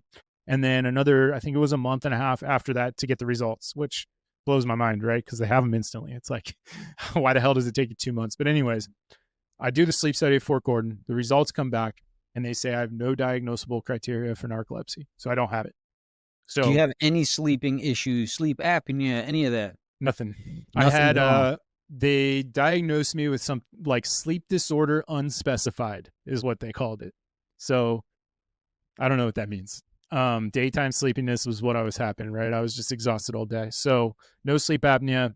But I got to backtrack a little bit because throughout this period, once I got permanently grounded, I was talking to the psychologist because the gloves were off. I was like, fuck it, like what, they can't do anything to me anymore, like I'm done, whatever, can't fly. So talking to the psychologist, and I actually got on anti-anxiety meds with a psychiatrist before the second sleep study at Gordon. And not to make this like technical or medical or anything, but if you're on or if you're on anti-anxiety medication going into a sleep study, it can significantly skew the results, especially when they're looking at a narcolepsy diagnosis. So yeah, so I was pissed, dude. I was like, first of all, like the sleep study doctors didn't even ask me if I was on these SSRIs before the sleep study because I was. Damn. And second of all, when I had my follow-up with the sleep doc, I told him, I was like, hey, I was on this medication when I did my sleep study. I read, and there's reports like from the whatever sleep association, whatever it's called, saying like you need to be off SSRIs if you're going to do a sleep study that's trying to diagnose narcolepsy because they can change your REM sleep and stuff like that. And that's what they're looking at. So long story short, the sleep doc was kind of an asshole and discredited what I said. So now I'm permanently grounded, but I don't have a narcolepsy diagnosis and can't fly. So I'm just like, I'm still going to work and I'm still like mission planning and still like kind of being part of the team, right? And trying to contribute without flying. But it sucked, it didn't feel good. And then our final thing that we did was my flight doc referred me to another civilian sleep doctor in Savannah just to get a third opinion and be like, if it's narcolepsy, we want to know if it's narcolepsy, right? Like, because this is a big deal for your life. So there's a way you can diagnose it without doing a sleep study, and it's through a spinal tap. So there's a fluid in your spinal cord called hypocretin, and like apparently, I think it's elevated levels of it is a diagnosable criteria of narcolepsy. So whatever, do that, and the results come back, and again, I don't have it. So, which is good, right? Because I'm like, okay, good. Thank God I'm not a narcoleptic, right? Like that would suck, So like, you'd have been falling asleep in the middle of this interview. Yeah, right. Exactly. So I'm like, right, and that's the thing, dude. Like I had never fallen asleep in my life without wanting to before, like other than maybe SEER school or something like that. But so so my flight doc's like, dude, you can either reclass or we can try to fight for Rucker on this. And so I was of the mentality of like, I was out of the cockpit about a year and a half. And the thought of getting back in the cockpit was pretty like getting to the point where it was like overwhelming, like I just didn't want to start over. And I didn't feel good about where I was at, even though we had still been working on these diagnoses forever. So I finally came to the realization like that I'm going to be honest with my psychologist. I'm going to tell her about my history with suicidal ideation, depression, all of the above, right? And I do. And that was like the start of us getting to the bottom of what was going on, right? Like me actually being honest and opening up and accepting the fact that this might be why I'm having this, right? And the psychiatrist was giving me these anti-anxiety meds. They were doing a little bit, but not like nothing significant, but enough for me to be like, okay, we might be onto something here, right? Like I'm willing to keep trying different meds and see if we can find one that works. So went through like, I don't know, 7 or 8 different medications. And finally, we got to Effexor is what it's called. And I started taking Effexor, and I'm not kidding you, man, like 95% of these dizzy spells went away.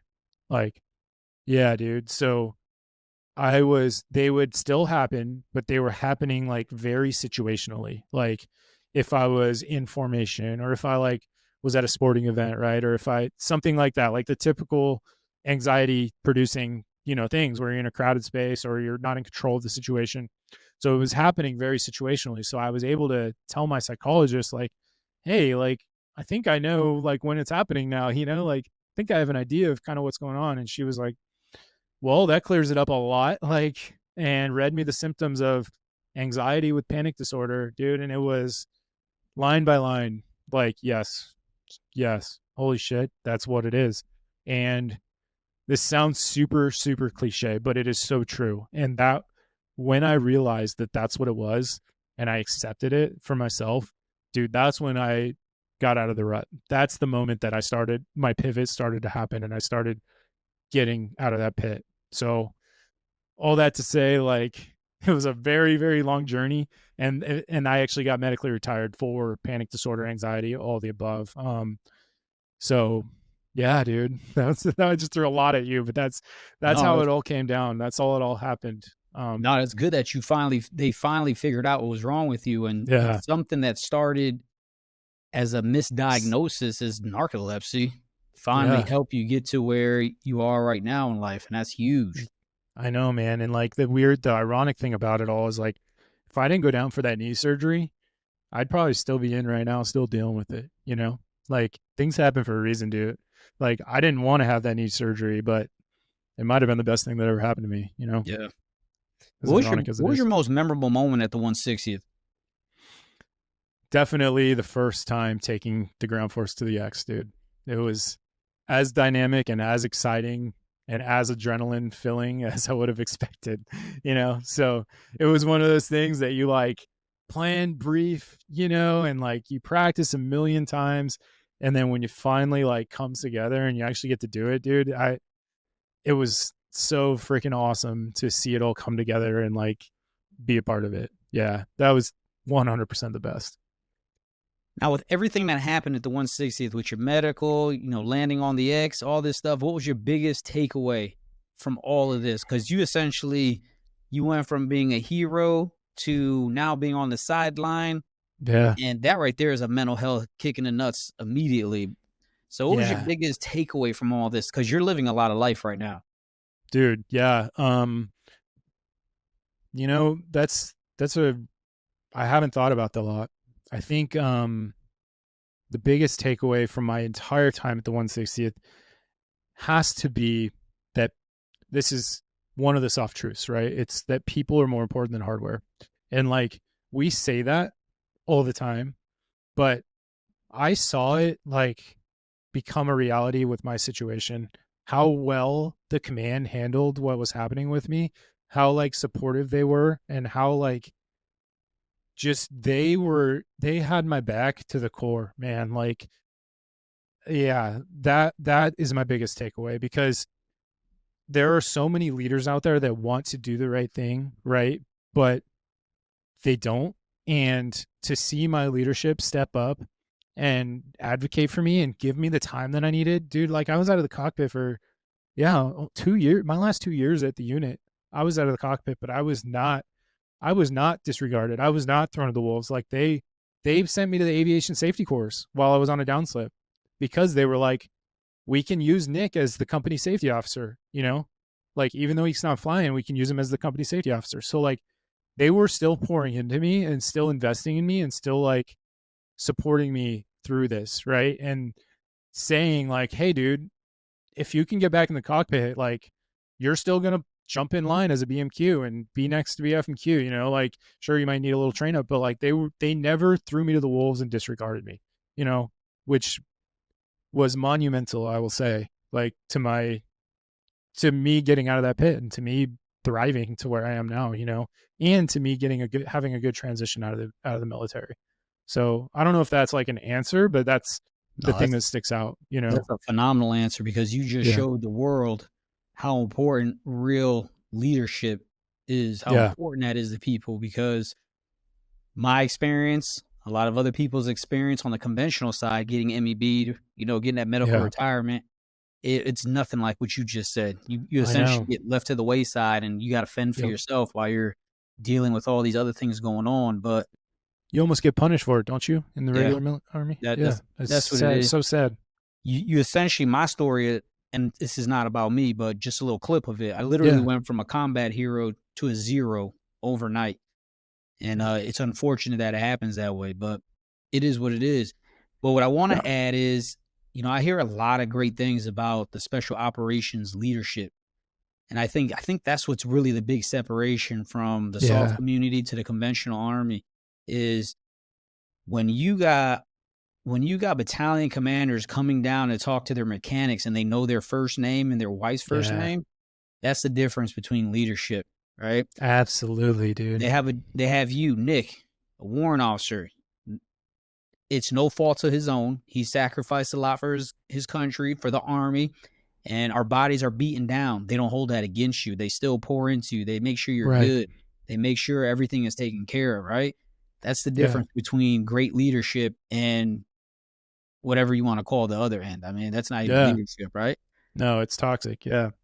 How I agree. important how important and how memorable was that transition for you from the army to becoming a civilian? So I was fairly fortunate that I was like grounded for so long, right? Because I kind of had, when I got that like narcolepsy diagnosis, that was about a year before I got out of the army. So at that point, once we put in that first MEB, that's when I kind of, honestly, I mentally started my transition. Like I mentally was like, I'm getting out of the army, right? So I started contingency planning like we do. And I started saying, okay, like, so what do I need to do before I get out to set myself up for success?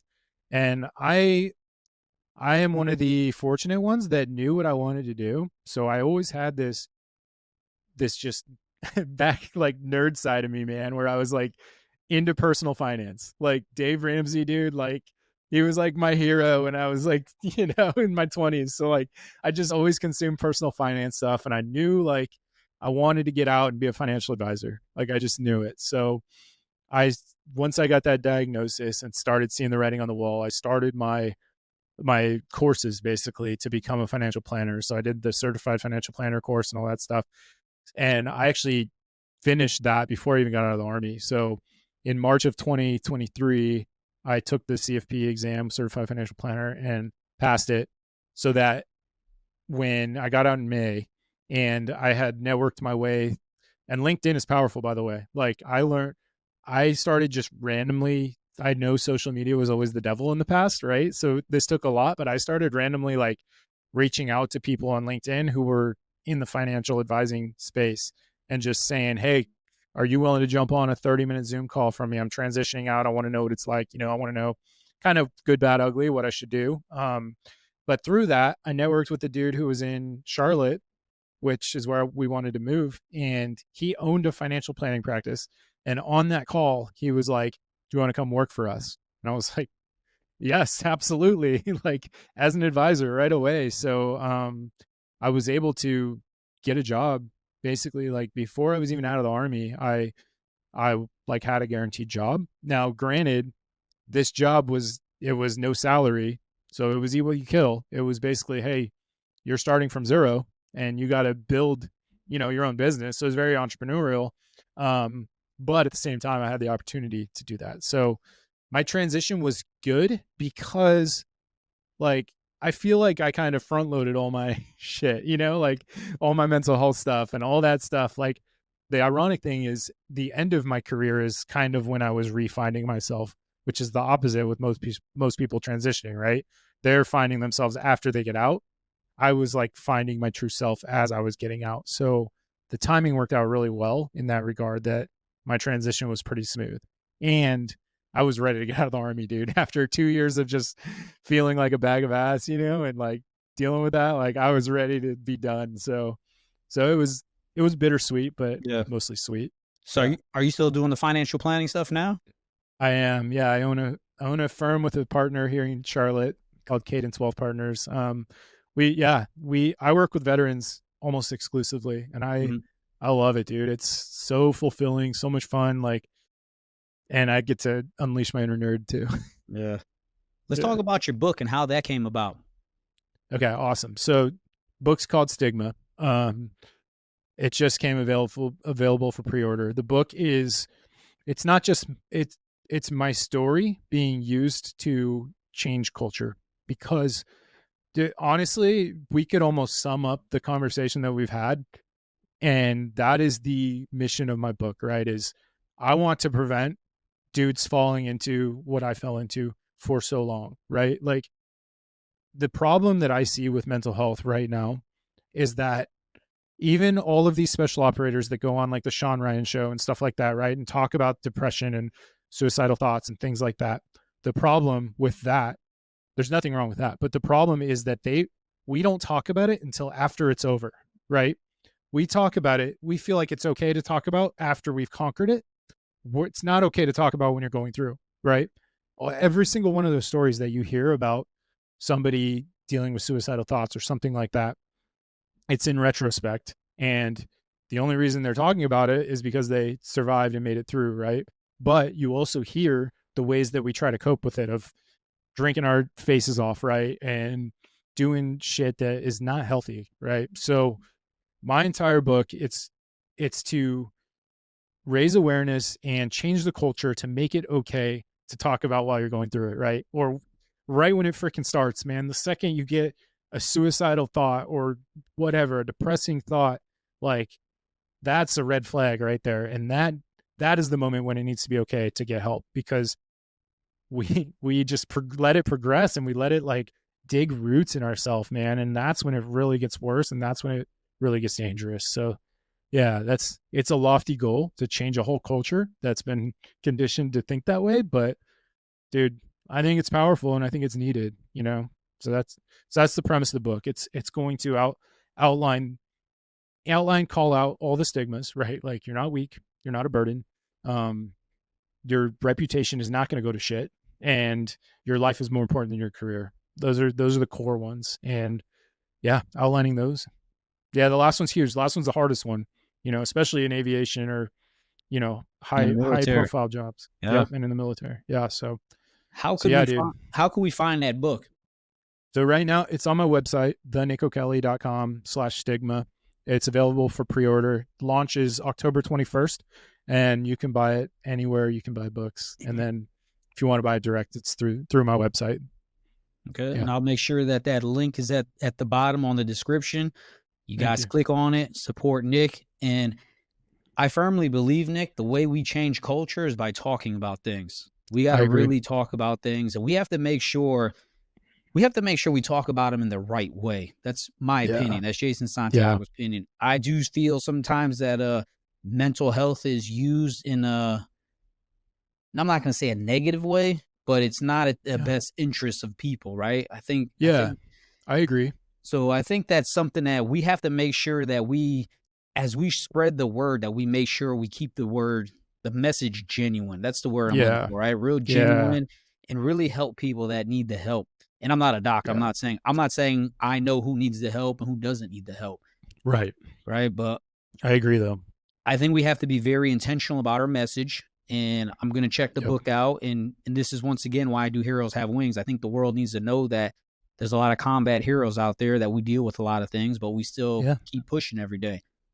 Now, Yeah. I know you're not a doctor. I'm not a doctor, but this is just your opinion. Okay.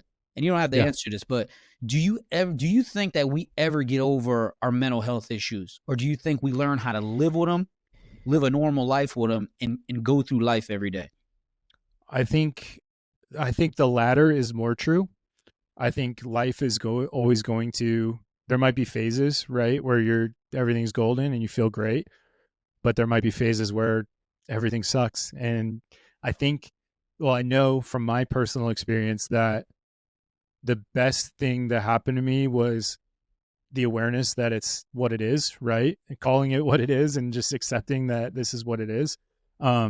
Because so I think actually I will say the latter almost pretty firmly, because I still have days that I'm feeling that way, right? I still have days where everything's not rosy and everything's not perfect. Like, you know what I mean? Despite everything I've learned. But now I have the awareness that when it's happening, like, I can take a step back and I don't condemn myself for it, right? I'm not mad at myself for it. And I'm not saying, what the hell is wrong with you? Like, let's fix this right now.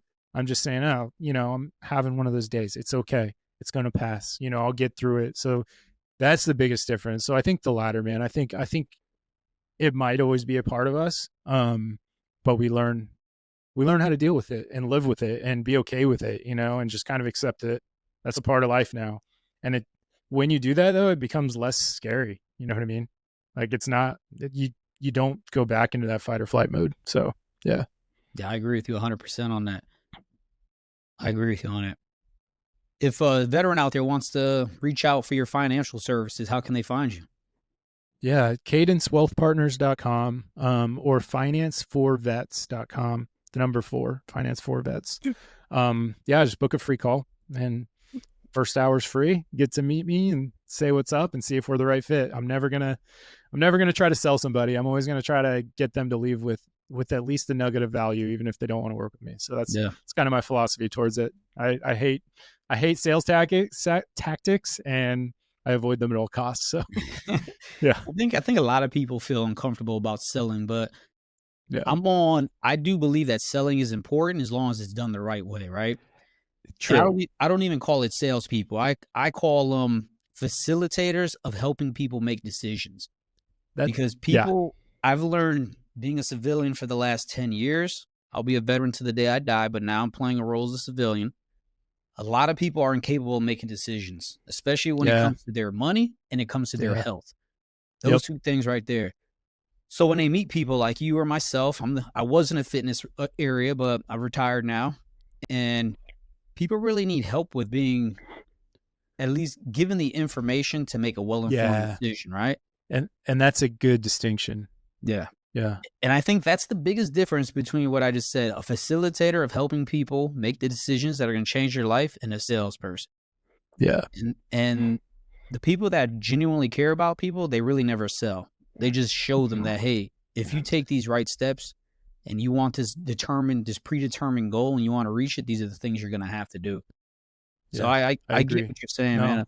I agree though. And the sales tactics that I refer to, it's just like you know what I mean? You know what I'm getting at? Like the dirty used car salesman. But yeah, you're right, man. Because at the end of the day, like you are providing value to somebody, right? Like my goal, if somebody comes on, is, dude, I want them to be as successful as possible, right? Because that's a straight reflection on me and on what I'm doing as a financial planner. You know what I mean? So yeah, like leading with value, I think, is a good way to approach sales, if you will, right? Is just, you're there for them, dude. Like I don't exist if I don't have clients, I don't make a dime if I don't have clients. So I need to and want to serve them as best as I can. So yeah, that's a really good way to put it, man.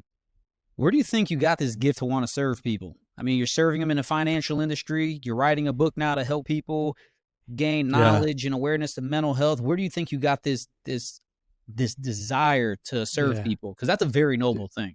I appreciate it, man. I will give my parents a lot of credit for that. Like, despite them being strict and overprotective and all the negatives I could talk about, like they ingrained that in our minds, man, that like you do not be a selfish person, right? Like we were constantly serving at church and in the community and things like that.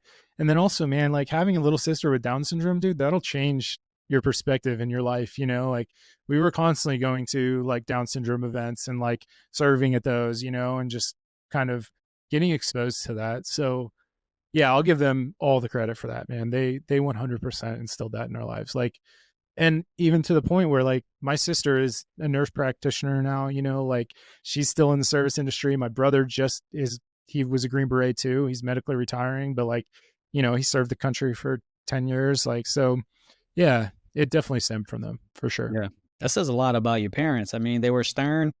I think this is my advice for parents or children that, our parents done the best they can do with the information they had, right? I think the world needs to understand from the 90s and before, our parents didn't have the internet and all this readily information to figure out life, right? They were truly pioneering on how to parent. This is my opinion alone. I think the way a lot of people parent now, I don't agree with it because they are enabling a generation of lazy children and entitled children, right? But what I will say, the parents that raised the 80s and 90s babies, they were figuring it out as they were going, and they didn't know a lot of stuff. But I think they have raised one of the two best decades of children that this country will probably know for a very long time, because the 80s babies, 90s babies, we've dealt with this whole global war on terrorism, and we've paid our dues to this society, and we've shown the world our resilience, right? I think it's going to take a very significant event in this world, on this planet, to happen for these younger generations to really step up. And do I think they will show up? Yes, I do, because they won't have a choice, right? And they will have us 80s and 90s babies to at least guide them and push them through. Yeah. But I always tell everybody, if your parents raised you, and your parents were pretty good to what I'm hearing, right? No, they were Yeah. great people, Yeah, man. great They were just people. hard. You know what I I'm mean? hearing, Like, but listen, our parents from the 80s and 90s, they were hard. Yeah. That's just how they were, right? And I'm happy. Yeah. My mom was tough as nails, but I appreciate that, because it made us the people we are today, right? Yeah, man. You learn, you know what, one of the biggest things, and you talked about it, but like the respect for authority that I was raised with, you were probably raised with, like that has slipped a lot, man. Like I coach youth baseball now, and the amount of kids that talk back to me, even on day one in practice, I'm just like, whoa. Like, you know, if I had talked to my coach that way, like my parents would have told my coach to spank me. You know what I mean? Like, so like, I dude, agree with you 100%. that is a big distinction that I've seen today. I agree with you, man. And that's what I'm talking about, right? The huge distinction between parenting, because I'm the same way. Our parents did not tolerate disrespect, especially to when I say authority figures, I'm talking about teachers, you know, older people. And I'm not talking about anything in a crazy way, but you had to show respect to your family members, your members, your grandparents, coaches, I mean, nowadays, it's not your like kid's that. right and the coaches are wrong. Correct. It's backwards. That's a whole nother podcast, man. Yeah, for real. Yeah, we could go down that rabbit hole for hours. Where do you want your book and your financial company to take you? Like, where do you see your end state at with these two companies or these two adventures? That's a great question, man. And I am at a point in my life where I don't know.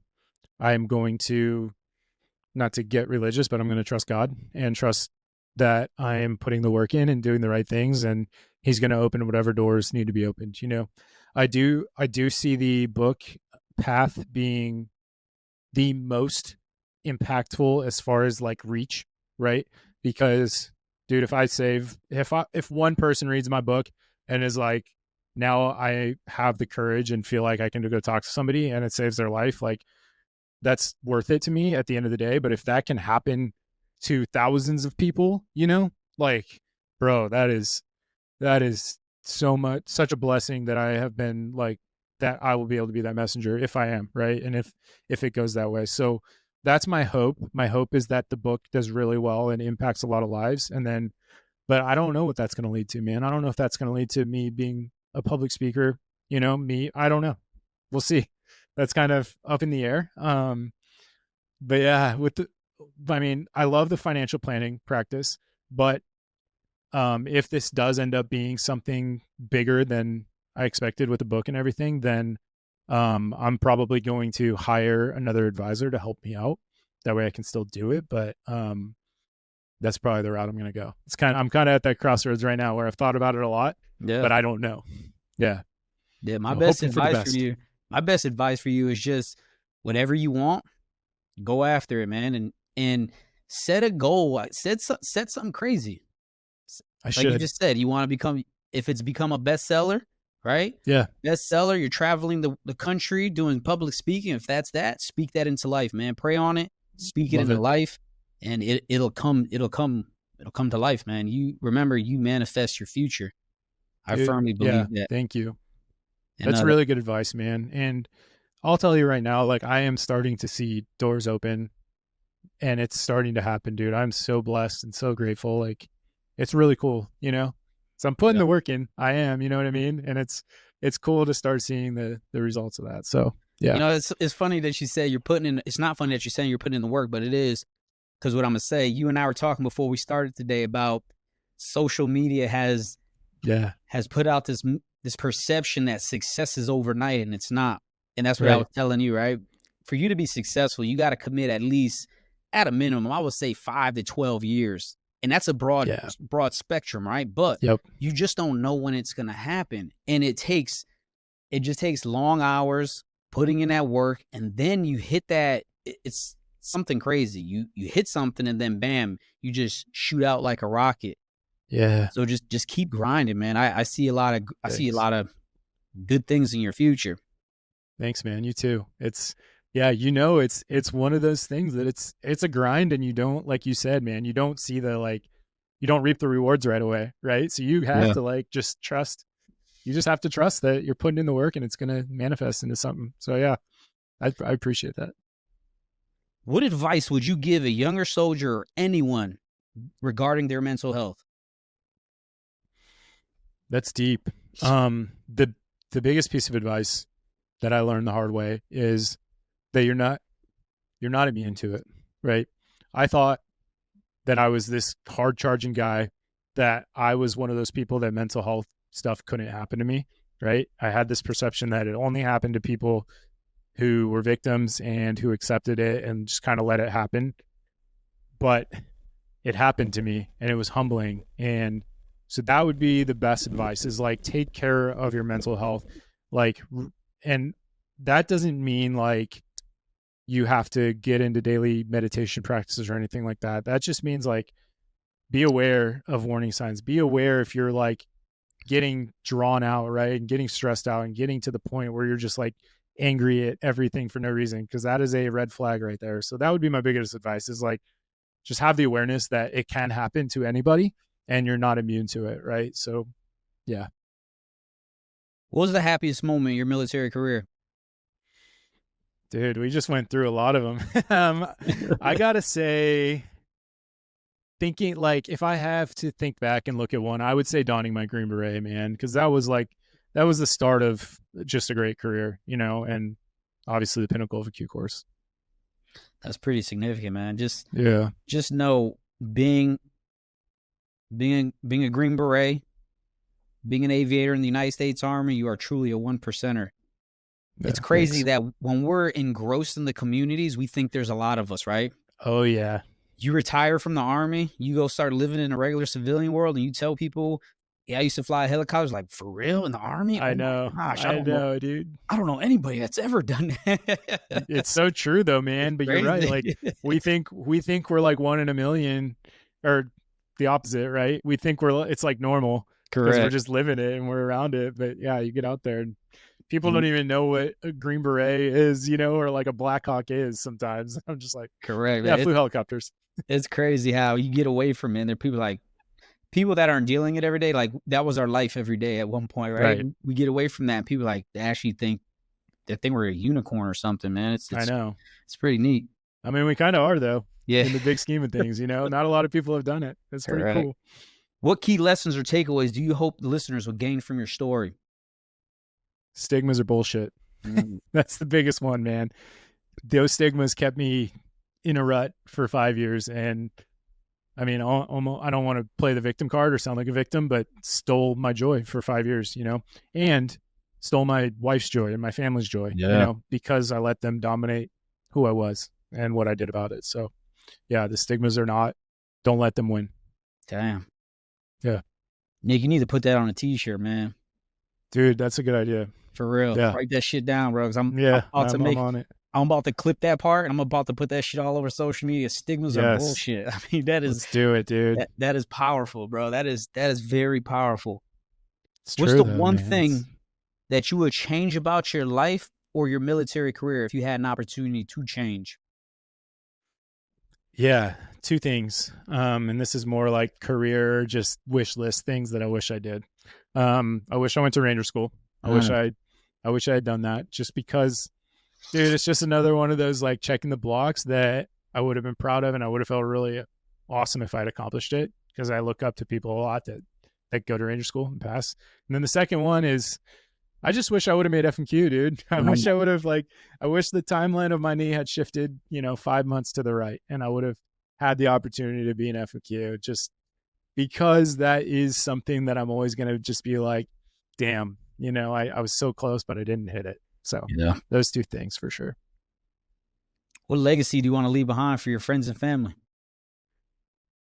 That is such a deep question. So, um, obviously, I want to change culture. I want this book to make an impact, and I want my message to get out there that, um, that mental health is not weakness. But on a grander scheme, I want to be remembered as somebody that put others first always, right? And not just say that, not just give that lip service, but like I want to be the person that's remembered that, like, if somebody had a problem or if somebody needed something, like Nick was the person they could go to, right? Whether that's my kids, my wife, my friends, colleagues, I don't care. Like, I want to be the guy that people remember as that, as which kind of goes to your point, like the service mentality, man. I want to serve others before myself. Like that, if I do that in life, then I think everything else will fall into place. Yeah, that's good. What's the one thing you would tell your younger self? Don't drink so much, man. No, on a, that the two funny things that like stick out, which are funny but true, is don't drink so much and stretch more. Like that's so stupid, but like, dude, I'm 36, so I'm not like old yet, right? But I'm feeling it, man, and I'm feeling the fact that I did not stretch when I was in my 20s, dude. And yeah, so Wait till take you hit your stretching 40s, seriously. man. It only gets Yeah, better, man. yeah. But so those would be the two like physical things. I would say don't take life too seriously, dude. It's hard not to, right? But like at the end of the day, like we put so much pressure on ourselves on a day to day to always like be on and do everything perfectly, but that doesn't lead to happiness, you know. That's So deep. yeah. That is, man. That's good. Yeah. I think yeah, man, that's good. I don't even got nothing. I ain't got. Thanks, man. What is something you would tell your children? Like if you had to tell them one thing, what's some of the best advice you would give them as they continue to grow? Obviously, they have to be able to comprehend what you're telling them, but what's something you would tell your children to try to project them to get on that path to success? Path to success. I want to say don't let other people dictate what you do or who you are, you know, because it's so easy to think that you have to replicate like what David Goggins does to, you know what I mean, to be successful or whatever. That's just an example, but you know what I mean. Like, don't let that dictate things. Like, let your own motivations and drive dictate who you become and who you are. Yeah, that's good, man. 3 words to describe yourself. Oh man, describing myself is always one of the hardest things. Listen, hey, you're about to be in a public eye. You're gonna have to yeah, do this. right. Like you're gonna have to do this all the time. So get used that's to a good it. point. That's a good point. Number one thing I will say is driven. Like I always want to be successful, and I'm always striving to be successful, and whatever that looks like, I'm willing to do what it takes to get there. Number 2 is compassion. I'm really I pride myself in being good at putting myself in other people's shoes and having, or maybe empathy is a better word than having empathy and being approachable. And number 3 is loyalty, man. Like I think that's something that's just been ingrained in me from the military, is just being loyal, not only to like myself and my own values, but like to the people around me, you know, like I think loyalty is something that is overlooked nowadays, but yeah, I really try to, it's just been ingrained in me. It's just part of who I am now. Yeah. Where can we find you on social media? So all my handles are at the Nick O'Kelly. So Instagram at the Nick O'Kelly, same with TikTok and Facebook and all that. Yeah. And I also have a YouTube channel. Same thing, youtube.com/at the Nick O'Kelly. It's a portion, it's partially talking about like my career and just cool things I've learned from it. But the real intent behind it is mindset, right? It's like, what does it take to be successful mindset wise, right? And also like what happens if you get in these mental health ruts. So it's kind of multifaceted, but yeah. Any final words or thoughts? Dude, I just want to say thank you. Like this platform was awesome. You are a phenomenal human being, and I love Appreciate that. everything you're doing, dude. So thank Appreciate you. that. No, that's it though. I just want to say thank you. Appreciate that, Nick. And I just want to let you know as well, man, I appreciate you. We met through Phil. We were talking about Phil before we got on. My Very boy. passionate, very driven man. I'm noticing about the type of people in the military are very, when they say that we're America's best and brightest, I mean, that's a real thing because, Yeah. and I'm not even talking from an education level because a lot of these guys and gals in the military are extremely smart, but their level of sacrifice and commitment to other people and to just to what we have going on in this country and things that are bigger than we are, right? We Yeah. always see that and we have that passion. It's an honor to meet you guys. Every time I get to meet people like you, Phil, and all the other guests I've had on the show, some of them have been my friends, but the platform is starting to grow where I'm starting to meet Awesome. people that I've never met before. And every time I meet them, I'm just honored. And you're one of those guys too, man. I Thanks. Same. appreciate you knocking out these stigmas. And these stigmas are crippling. They're very crippling because Yeah. I think they can take over our mind, like you were saying earlier, right? And Yeah. you being the tip of the spear to letting people know that you don't have to live in the confines of your stigmas and break through them, and you're giving them options how to do that. That says a lot about who you are too. Thanks. So just keep serving, thank man. You're doing a Same. kick-ass job. Just remember, my best advice: love your wife, love your children. Take your wife out this week because, man, you just said it. All the stuff that she's put up, Dude. she's still hanging there. Like, that's something, I Yeah. think that's one of the most important things that I wish I was a dad. Every day I wish I was a better dad. I'm not married right now, but I will eventually get married down the road. And when I do, I hope to be the best husband in the world. It's just, we have to make sure that we lead by example, and we are. Yep. I live by this principle that I want to give my daughters the man that they can bring home to me one day. They're going to say they marry, right? And the only way they're going to do that is I am that man. Dude, yes. That is Right? so good right there. Yeah. So I have to make sure that if I want my daughters to marry an upstanding man, I have to be that first because they're only going to marry what I present to them every day. Dude, I absolutely love that, man. That's so true. I just keep doing what you're doing, man. It's been an honor. Thanks. I'm going to help you spread the word on the book. Just make sure you send me all the links and we'll keep it growing from there, man. And awesome. Whenever you I'll tell you, like I tell everybody, you find yourself in Nashville, let me know. I do need to get down to Charlotte. I've never been to Charlotte, and my goal is to get down there. It's pretty cool. It's I would call it like a Nashville light, it's got the Nashville vibe without Broadway. Oh, okay. You know what I mean? Yeah. So that's what I need because I'm tired of Broadway. Yeah, exactly. Yeah. It's like, it's got the cool, like, whatever, up and coming feel that Nashville has, but it doesn't have the Broadway craziness. All right, cool. But yeah, Nick, I appreciate you, man. Keep doing great things. And in closing, stay bold, stay fearless, resilience wins battles, and story shapes legacies. I'm your host, Jason Santiago. This is Heroes Have Wings. This is my fabulous guest, Nick O'Kelly. Great story. Buy his book. Once again, support him. Get that message out there. The link will be provided below. Click on it. Get the signed copy. Let's boost this pre-order, and let's get it out there. Nick, once again, thank you. Guys, please like, share, subscribe, spread the word. Keep getting the word out there. Let's grow this platform so we could put as many stories as possible out there and change as many lives as possible. You guys have a good night, and we'll see you the next episode.